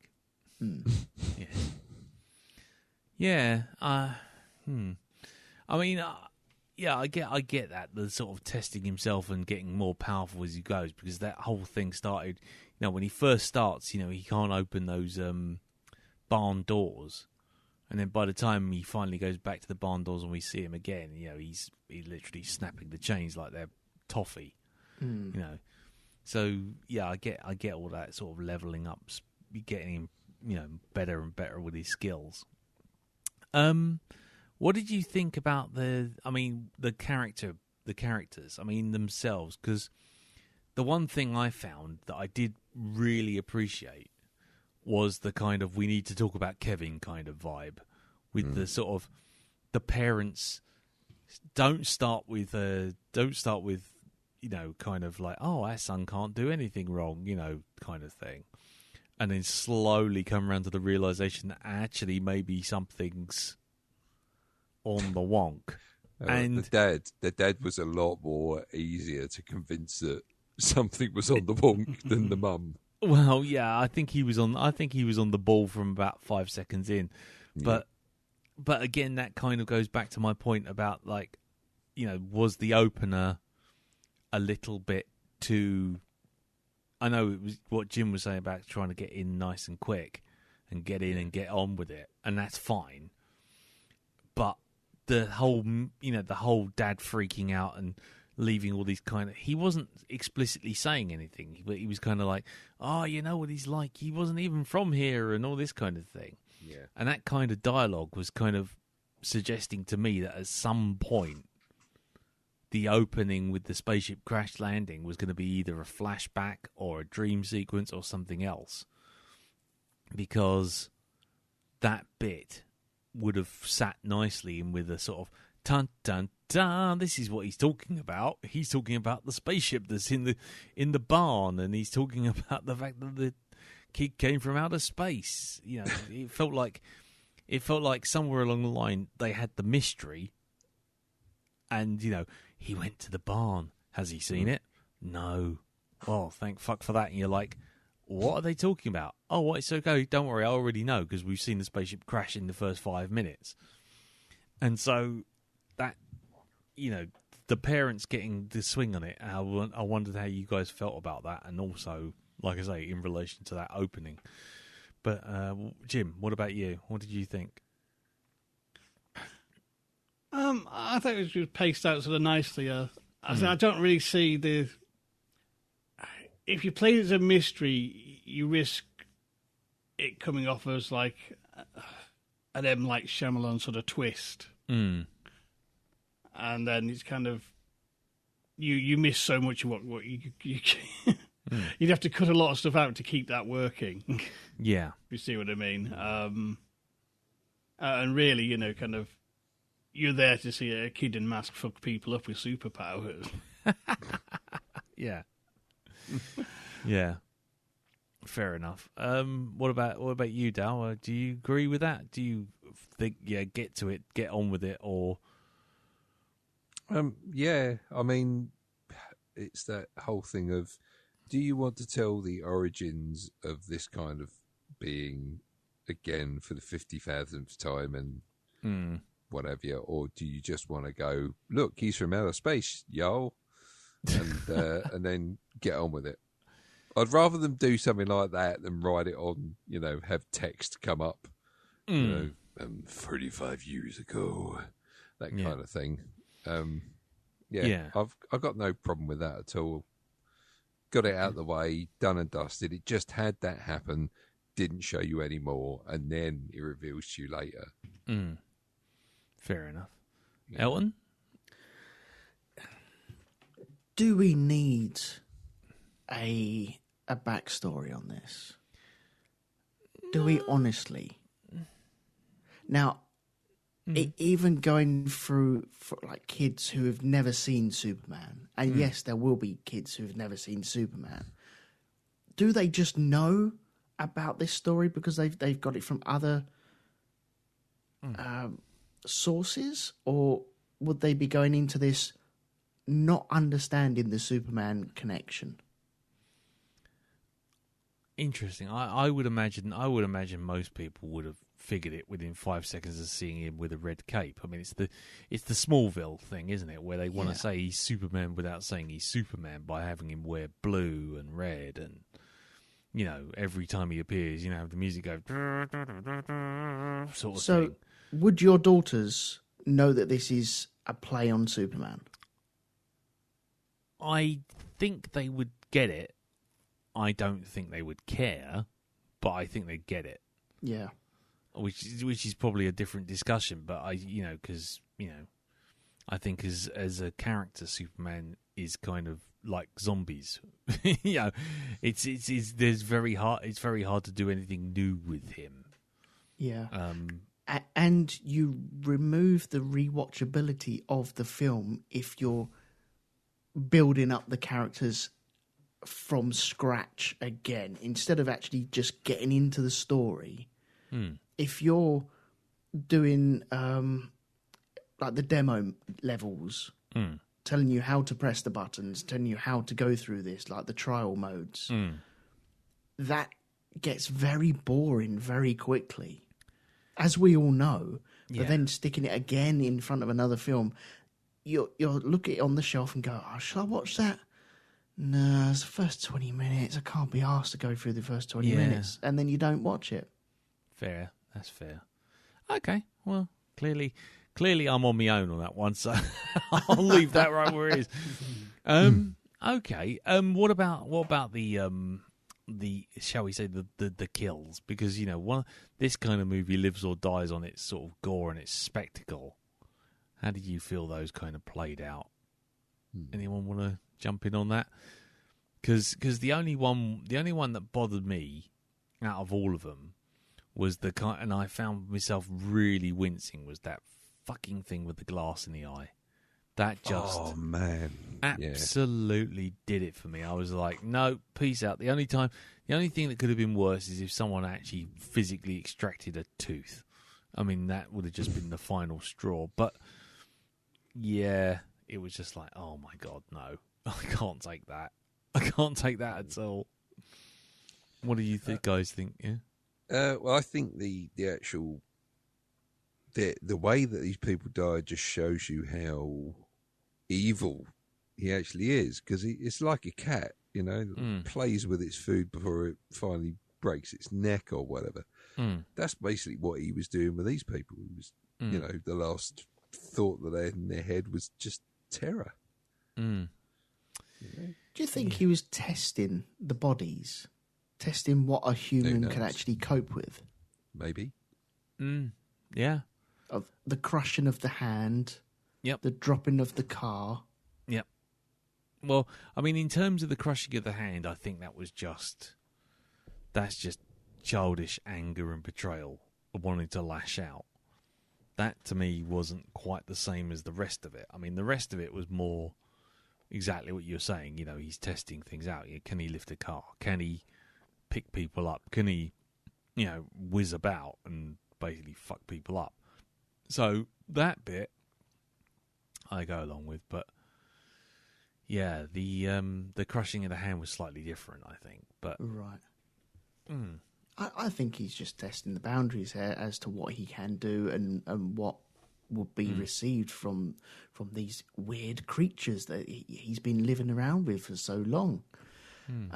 But there were some real good deaths in this. I don't think there was a bad one. I think they all went in different ways, especially the first copper as well. Yeah. Just, that's it. Yeah. It just turned into porridge. Yeah. Classy noise. Yeah, he just sort of 1 minute he was there, next minute he was just vapor. Vapor and a pair of shoes on the door. On the doorstep. It was But yeah, I thought they were all very good, all very well done. And I think they're all my favourite. I enjoyed each and every one. There's the dad, though. What happened with the dad? And you kind of see what he's doing. He's taking his kid out because he's had that moment in the kitchen where he's been shoved around and he's found the bloody T-shirt and he's like, "Oh, son, let's go hunting." You're like, no, that's not going to end well. We all know where this is going. Yeah. And then when he starts lifting that rifle, you're like, dude, honestly, don't do this. Don't do this. Yeah. But the way that the kid gets a ting of the pulley on the back of his head, turns around and go, "What did you do?" Yeah. Oh no, programming kicking in, must destroy. Well, exactly, and that goes back to what I was saying before about the sort of like, the whole thing of actually was he really, actively evil all the time, or was he just being switched on and switched off? Because he was perfectly fine and wandering about and just being sort of like, "Oh look, Dad, deer tracks," and being all like that, and then 5 seconds later he's like, "Okay. Now I'm going to whiz about like fucking bat think, whizzing like all left and right, just randomly until you basically get grabbed by the head and then nuked through the face." Yeah. Yeah. What about you, Dal? What did you have a particular moment, death, or all of them, or what? And has he vanished? I don't know. He has gone. No. Has he fallen asleep? Well, there you go. What about you, Jim? Well, for me, the we can't watch is the eye one. Yeah. Which I'm pretty sure is a tribute to the Italian godfather of gore, Lucio Fulci. Yeah. Whose films famously often feature eye trauma. There is kind of I like the fact, I think for a film like this, you deal with the set piece deaths, you got to be inventive. Yeah. And I think you've got to have a balance of, you've got to have the carnage spaced out well enough so people don't get bored. But if you have too many, it stops meaning anything, and you start repeating yourself, and that's effectively of many slasher films. Yeah. Someone got stabbed again. I've seen that, but I'm bored now. Yeah. Whereas this, you got kind of, oh, look, his jaw's fallen off. I didn't expect that. Because you think when he drops that truck, you think, oh, that's him, he's dead. Yeah. No, he's not. Yeah. He's still alive, and then you go, oh, no. Oh, my God, yeah. The jaw dropping off. Yeah. The jaw dropping off and catching the steering wheel between the teeth. That was just like, oh, come on. Oh. In fact, you could say it was the most jaw-dropping death in the entire film. Or you could say it was really good. Oh. Or a bit of a mouthful. Yeah. It took a turn for the worse. I was searching for something like that. Steering? No, there it is. Yeah. You could see where they were steering the whole thing. Which direction they were trying to make it go in. And there were no indications. No, that doesn't work. But does it? thankfully, they showed the whole thing and didn't put the brakes on it at the wrong time. Oh yeah. I was going to say, really took the film up a gear. Yeah. Yeah. The kid had no truck with that dad. Really, that guy basically messing about with him. He's just like, no worries. Wheels, hubcap. Yeah. Yeah, it was an MOT, most out there termination. That's a bit of a stretch. Come on. I know it is. Yes. I know we're running out now. Yeah, you're running out. Yeah. You're running on fumes on that one. Okay. Well, I mean, what about the finale? Now, I'll be honest with you, and this is my big failing as an idiot who watches too many films. But as soon as I saw him cut himself on the metal, I was already like, it's clever film. I'm cleverer than you. I can see what's going on here. I can see where this is going. And yet it didn't. It very much didn't. Yeah, good. Yeah, exactly. Good. But how about you guys? Were you kind of like in the same boat where you're like, oh, I see where this is going. I know where this. I know how this is going to play out. No. I like to think I'm really clever. I'm really not. And I didn't grasp that when he cut his hands. And then when the mum's running back to the ship or wherever it was to get a piece, I was actually thinking, she's going to cut herself on there and then become evil and be able to fight him. I don't know what was going through my head. And then she ripped a piece off. I was like, she's going to use it. It cuts him, doesn't it? Yes. Yep. So I was very, very slow on that. That's all right. It's just, I was just wondering whether or not, whether or not you were sitting there kind of going, ha ha ha. I mean, what about you, Jim? Were you on board with that? Were you kind of right up front going, yes, of course, that's how they're going to get rid of him? Well, say this film, it riffs on the Superman thing, and when he cuts himself on the ship, you go, that's his kryptonite. Of course. It's where he came from. That's the only thing on the planet that can hurt him. So obviously at the end, I thought, yep, his mum's got the shard. She's figured it out. This is Chekhov's spaceship. And it was a complete surprise when he grabs her hand and he drops her. Yeah. From a great height. And he's like, fuck. Yeah. And I'm always kind of like, well done, film. Good on you. You played me like a sucker there. Yeah, exactly. Yeah, it played me like a cheap fiddle, that bit. And I was just like, oh, wow, okay. So, I was dead impressed with that bit. What about you, Dal? Yeah, that's how it should go. It's one of those ones where you see a cliche building up and he goes, no, stop that. It doesn't Monty Python thing. No, stop it. That's silly. Yeah, that's it. That's silly. Don't do that. Cool. Okay. Any last thoughts on this? Because I have to be honest with you. I thought it was good fun. I had fun with it. But after that, I'm kind of a bit tapped out. I'm kind of like, yep, I saw it. I really enjoyed it. There was lots of interesting stuff going on there, but it is what it is. There isn't any hidden depths to it. Yeah. I think it's safe to say. But has anyone else got any thoughts, anything they want to bring up on it? Or the aeroplane at the end, Mm-hmm. I don't know if I'm sold on that.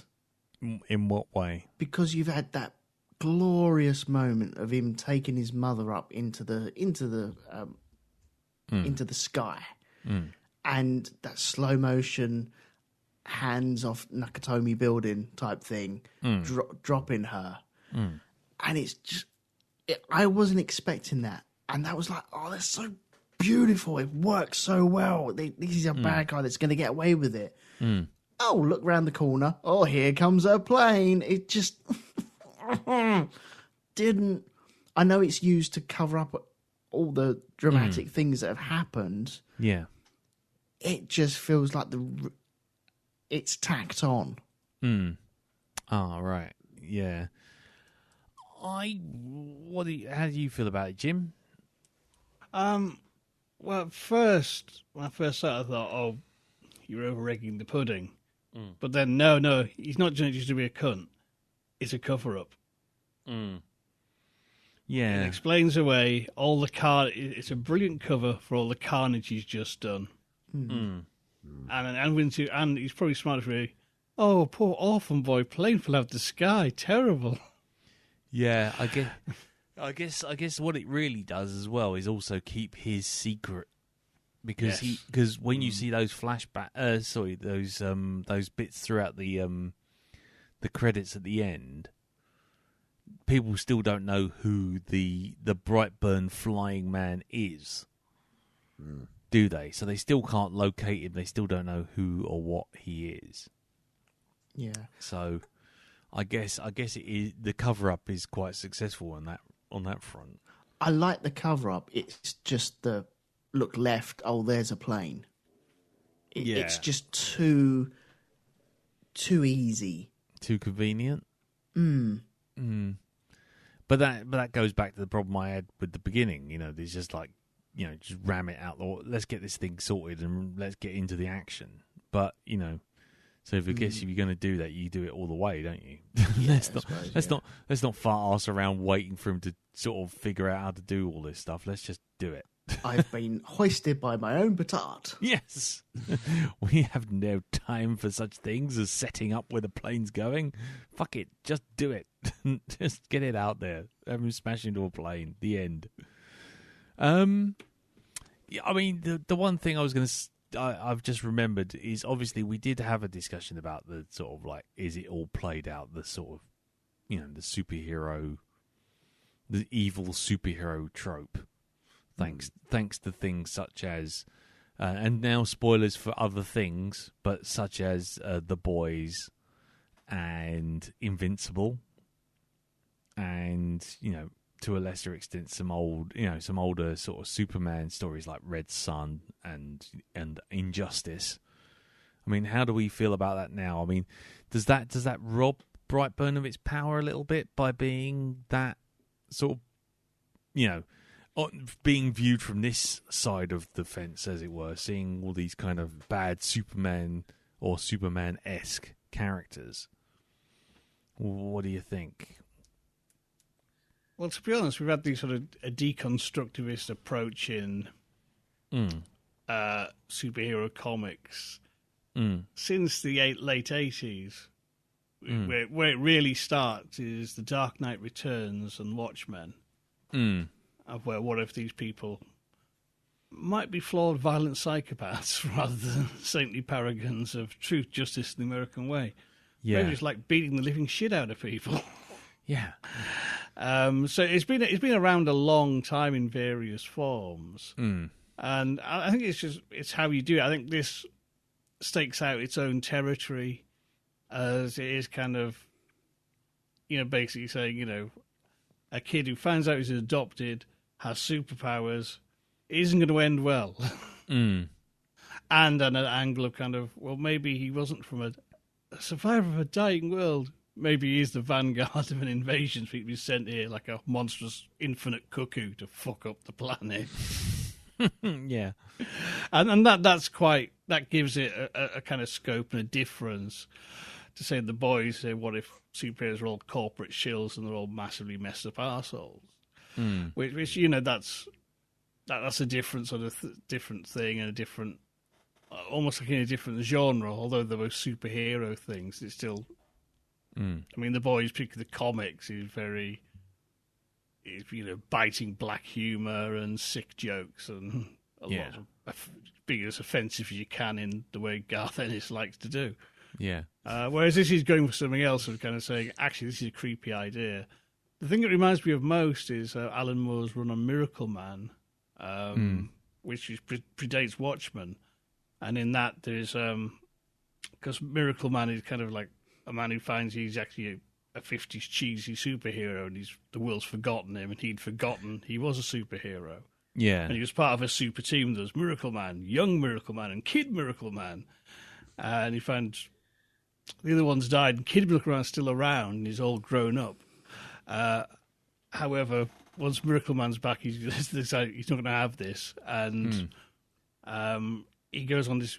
He doesn't go to a rampage. He's got this big fight between them. And while Kid Miracle Man is waiting in London for Miracle Man to turn up, he basically turns London into hell in one of the most horrific comic books you'll probably ever read.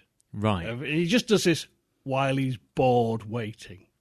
Oh, gold. Right, okay. And, it's kind of, like like streets with streamers of the skins of flayed people decking the, like hung up like bunting and shit like this. And Blimey. it's really, really strong stuff. And I think Brightburn has that kind of, that sort of energy.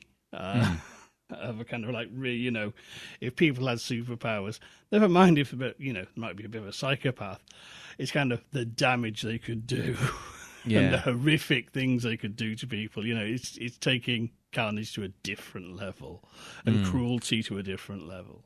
Yeah. That aspect you say about turning London into hell, we did see something else like that. It was the series called, one of my favourite superhero series, which was Zenith. Yes. In 2000 AD, when they do the many angled ones, the Loigor, traveling from dimension to dimension, just destroying versions of planet Earth and turning them into torture playgrounds and stuff like this. The babies on fucking barbed wire and what have you. Good Lord. Yeah. Yeah, I remember all of that. I mean, that's extremely dark. Yeah. But then again, that again sort of brings me back to the point, is like, is that kind of stuff not played out, but is it such a overdone trope that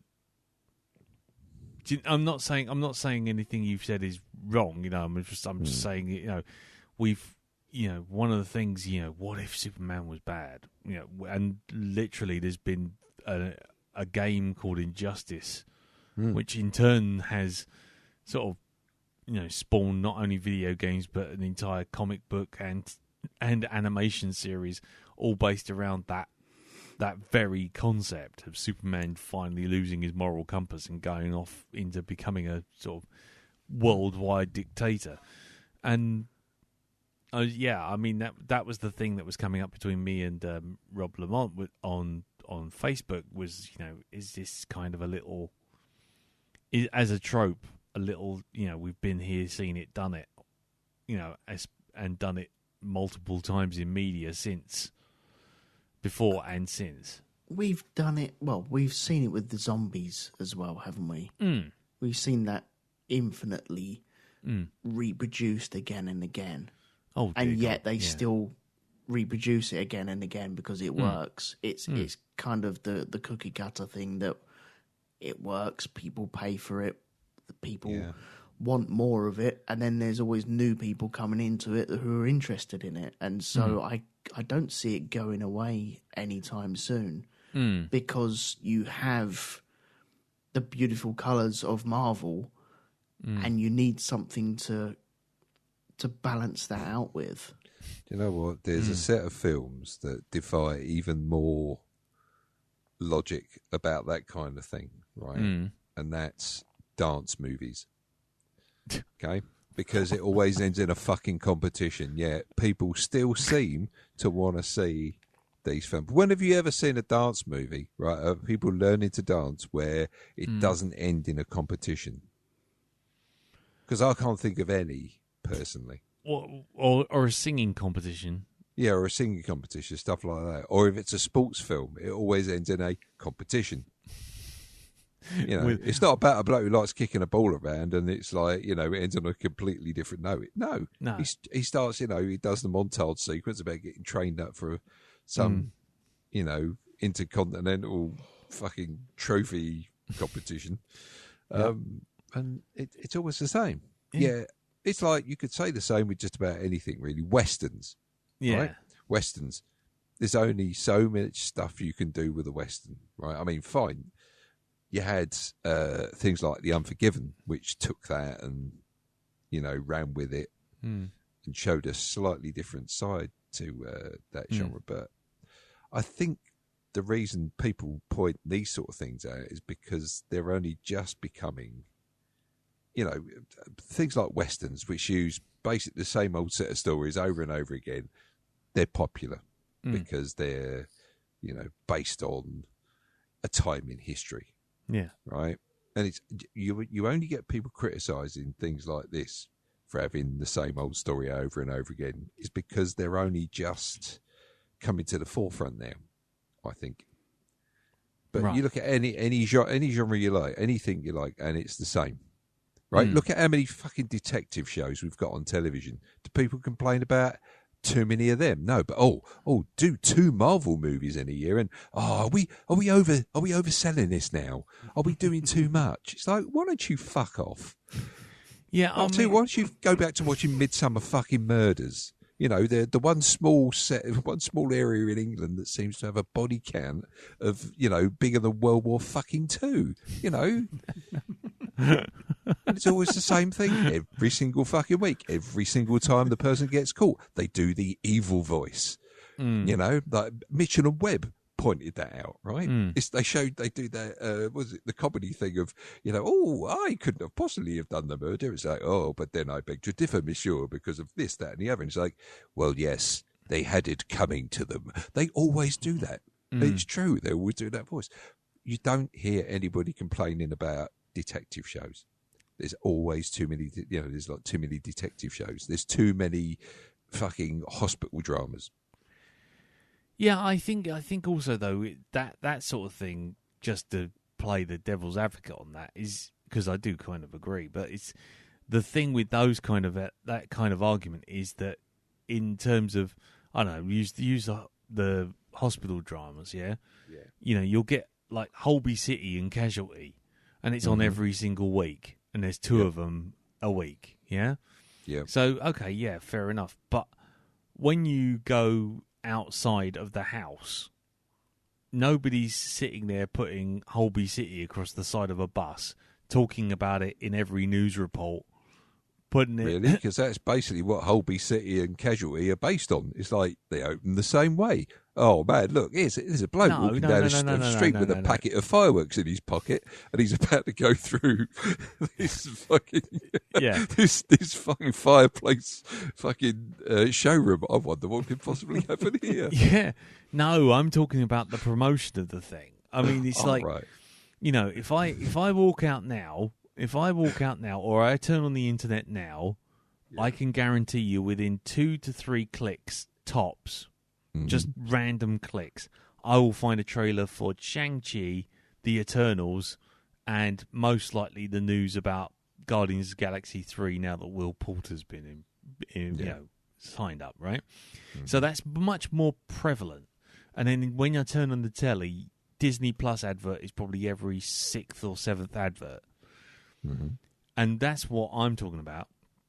You got, whereas like, you know, I wouldn't know Holby City was even fucking on unless I was looking at BBC One at a very specific time, very specifically mentioning it. Yeah.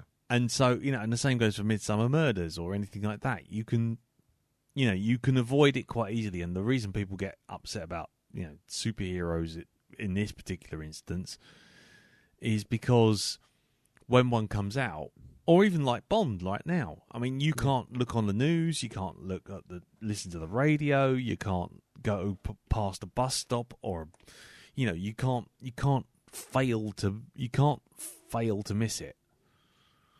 And, you know, that's the problem when it becomes like all pervasive for like 3 months. You know how we all got pissed off when fucking Pokemon Go suddenly sprang up, and, you know, I've just opened up Facebook and there's 75,000 Pikachus with balls being thrown at their faces and everyone going, look what I've caught. And it's like, oh, for fuck's sake, I don't care. You know what I mean? So it's slightly, I think it's just a case of visibility in those cases. But what I was going back to was the evil supervillain, the evil superhero trope. It seems to be gaining pace.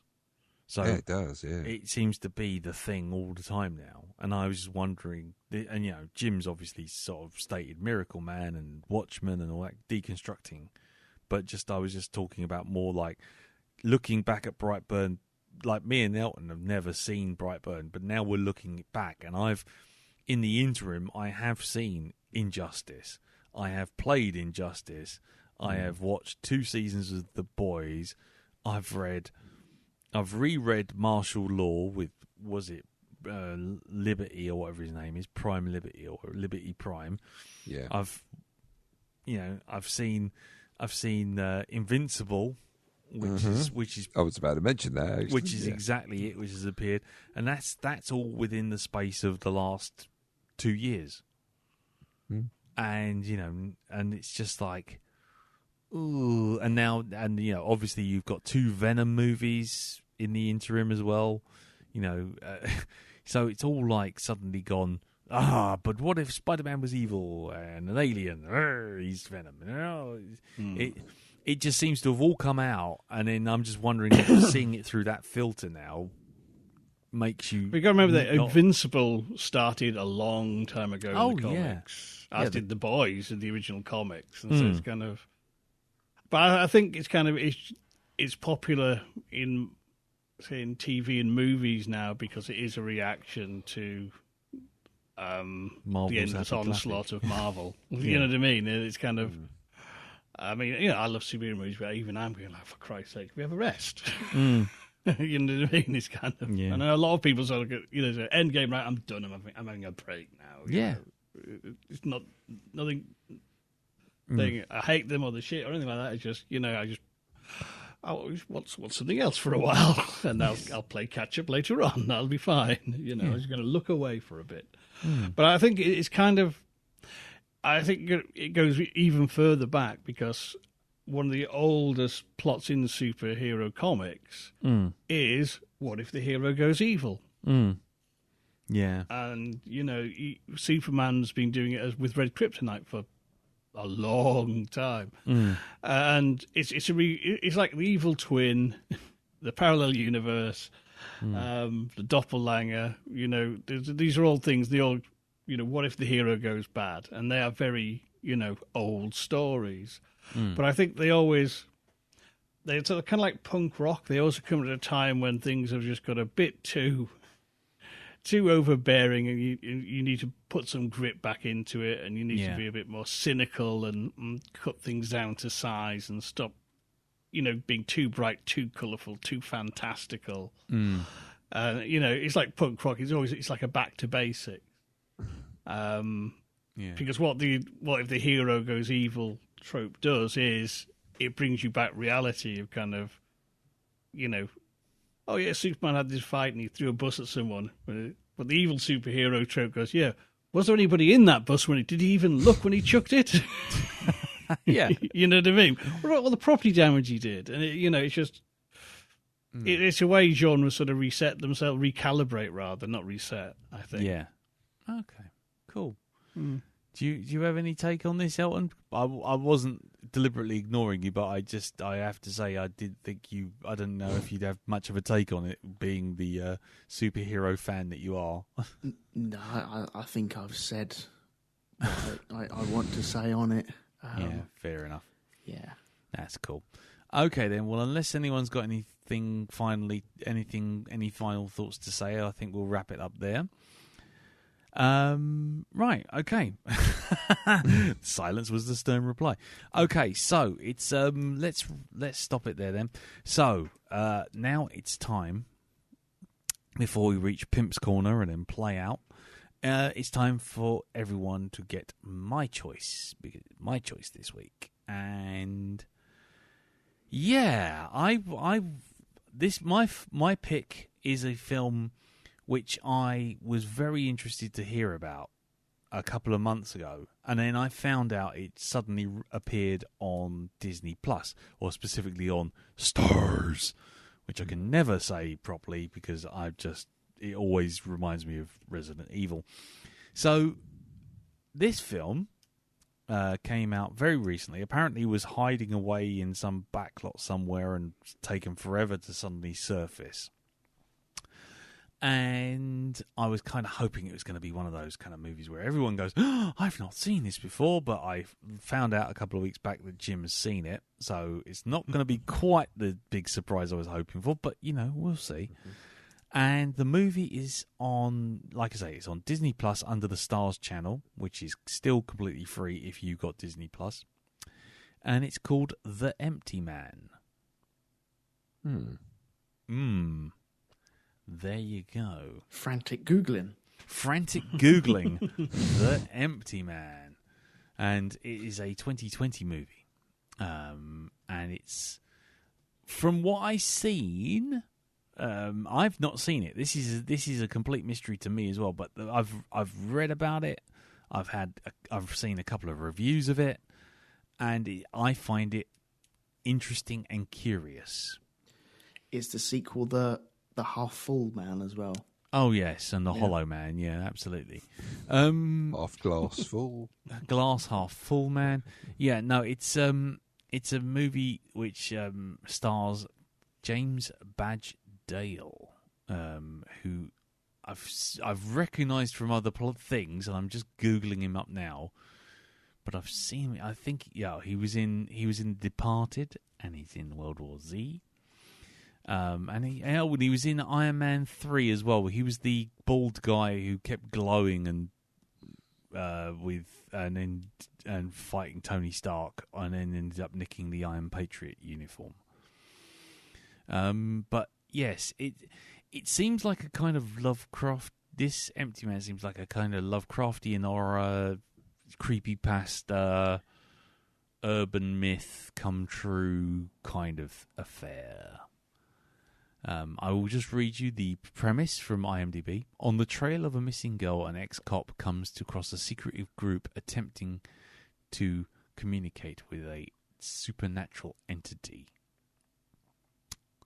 So there you go. It is, for those of you who don't have Disney, it is available on Prime, but you do have to rent it for £3 whole. But like I say, I've not seen it before. Jim, you have seen it. I have indeed. Are you looking forward to seeing it again? I had issues with this film. I can't. Really, I don't want to say and colour anyone's perceptions, but okay, there's some very, very good bits in it. But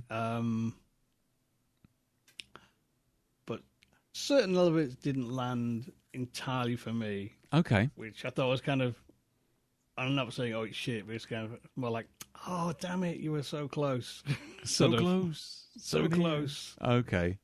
But I won't say anything else because I don't want to colour people's perceptions. Okay, that's but cool. It has some really interesting stuff and some very, very good scenes, I thought. Okay, cool. Well, like I say, I've not seen it, so I can't comment really beyond hearing reviews which kind of seem to be pegging it around cult status, which is always a dangerous thing to do. Darren, Elton, have either of you seen this film or heard of it? No. I've heard of it, but I've not actually seen it at all.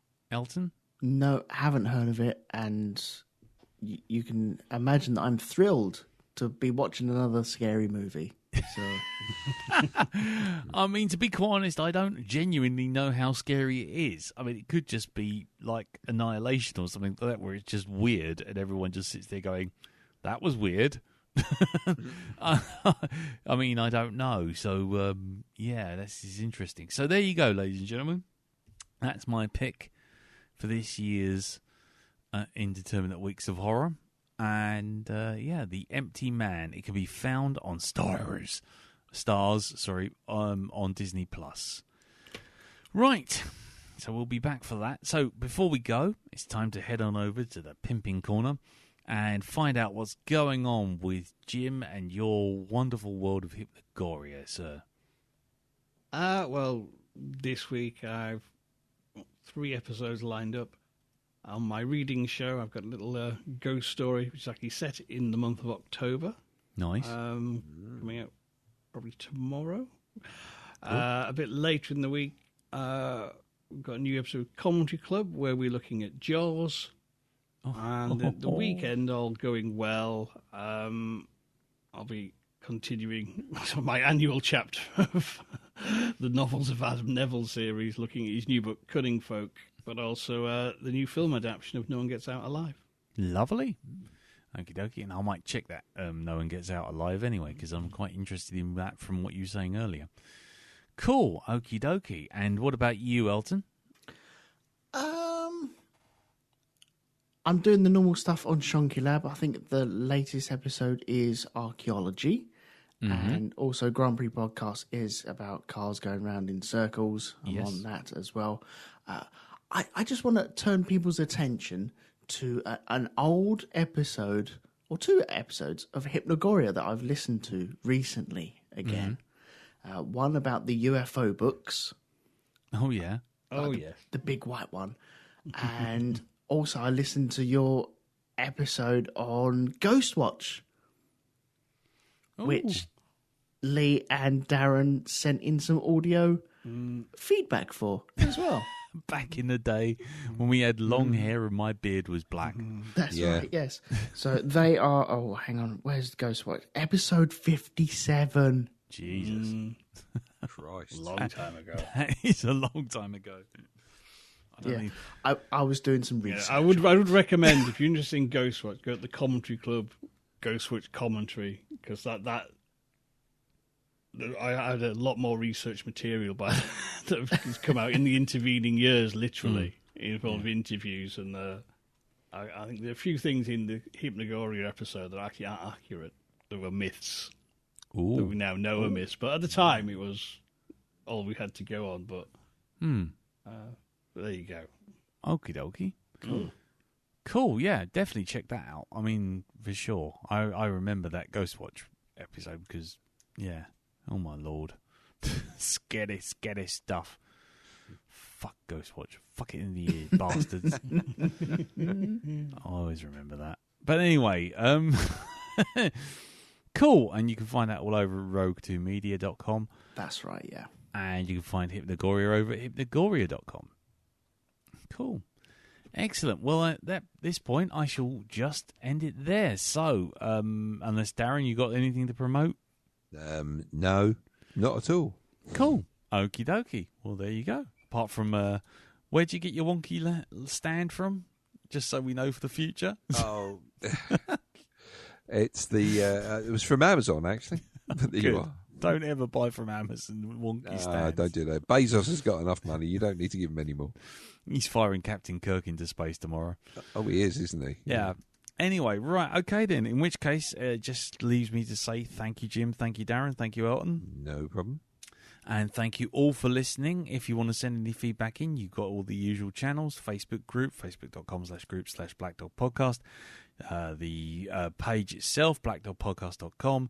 And feedback at blackdogpodcast is the email. Until next week, when we will be reviewing Empty Man, take care, stay safe, and we'll see you next time. Till then, tatty bye. Bye-bye. Bye-bye. Ta-da. There's a voice that keeps on calling me.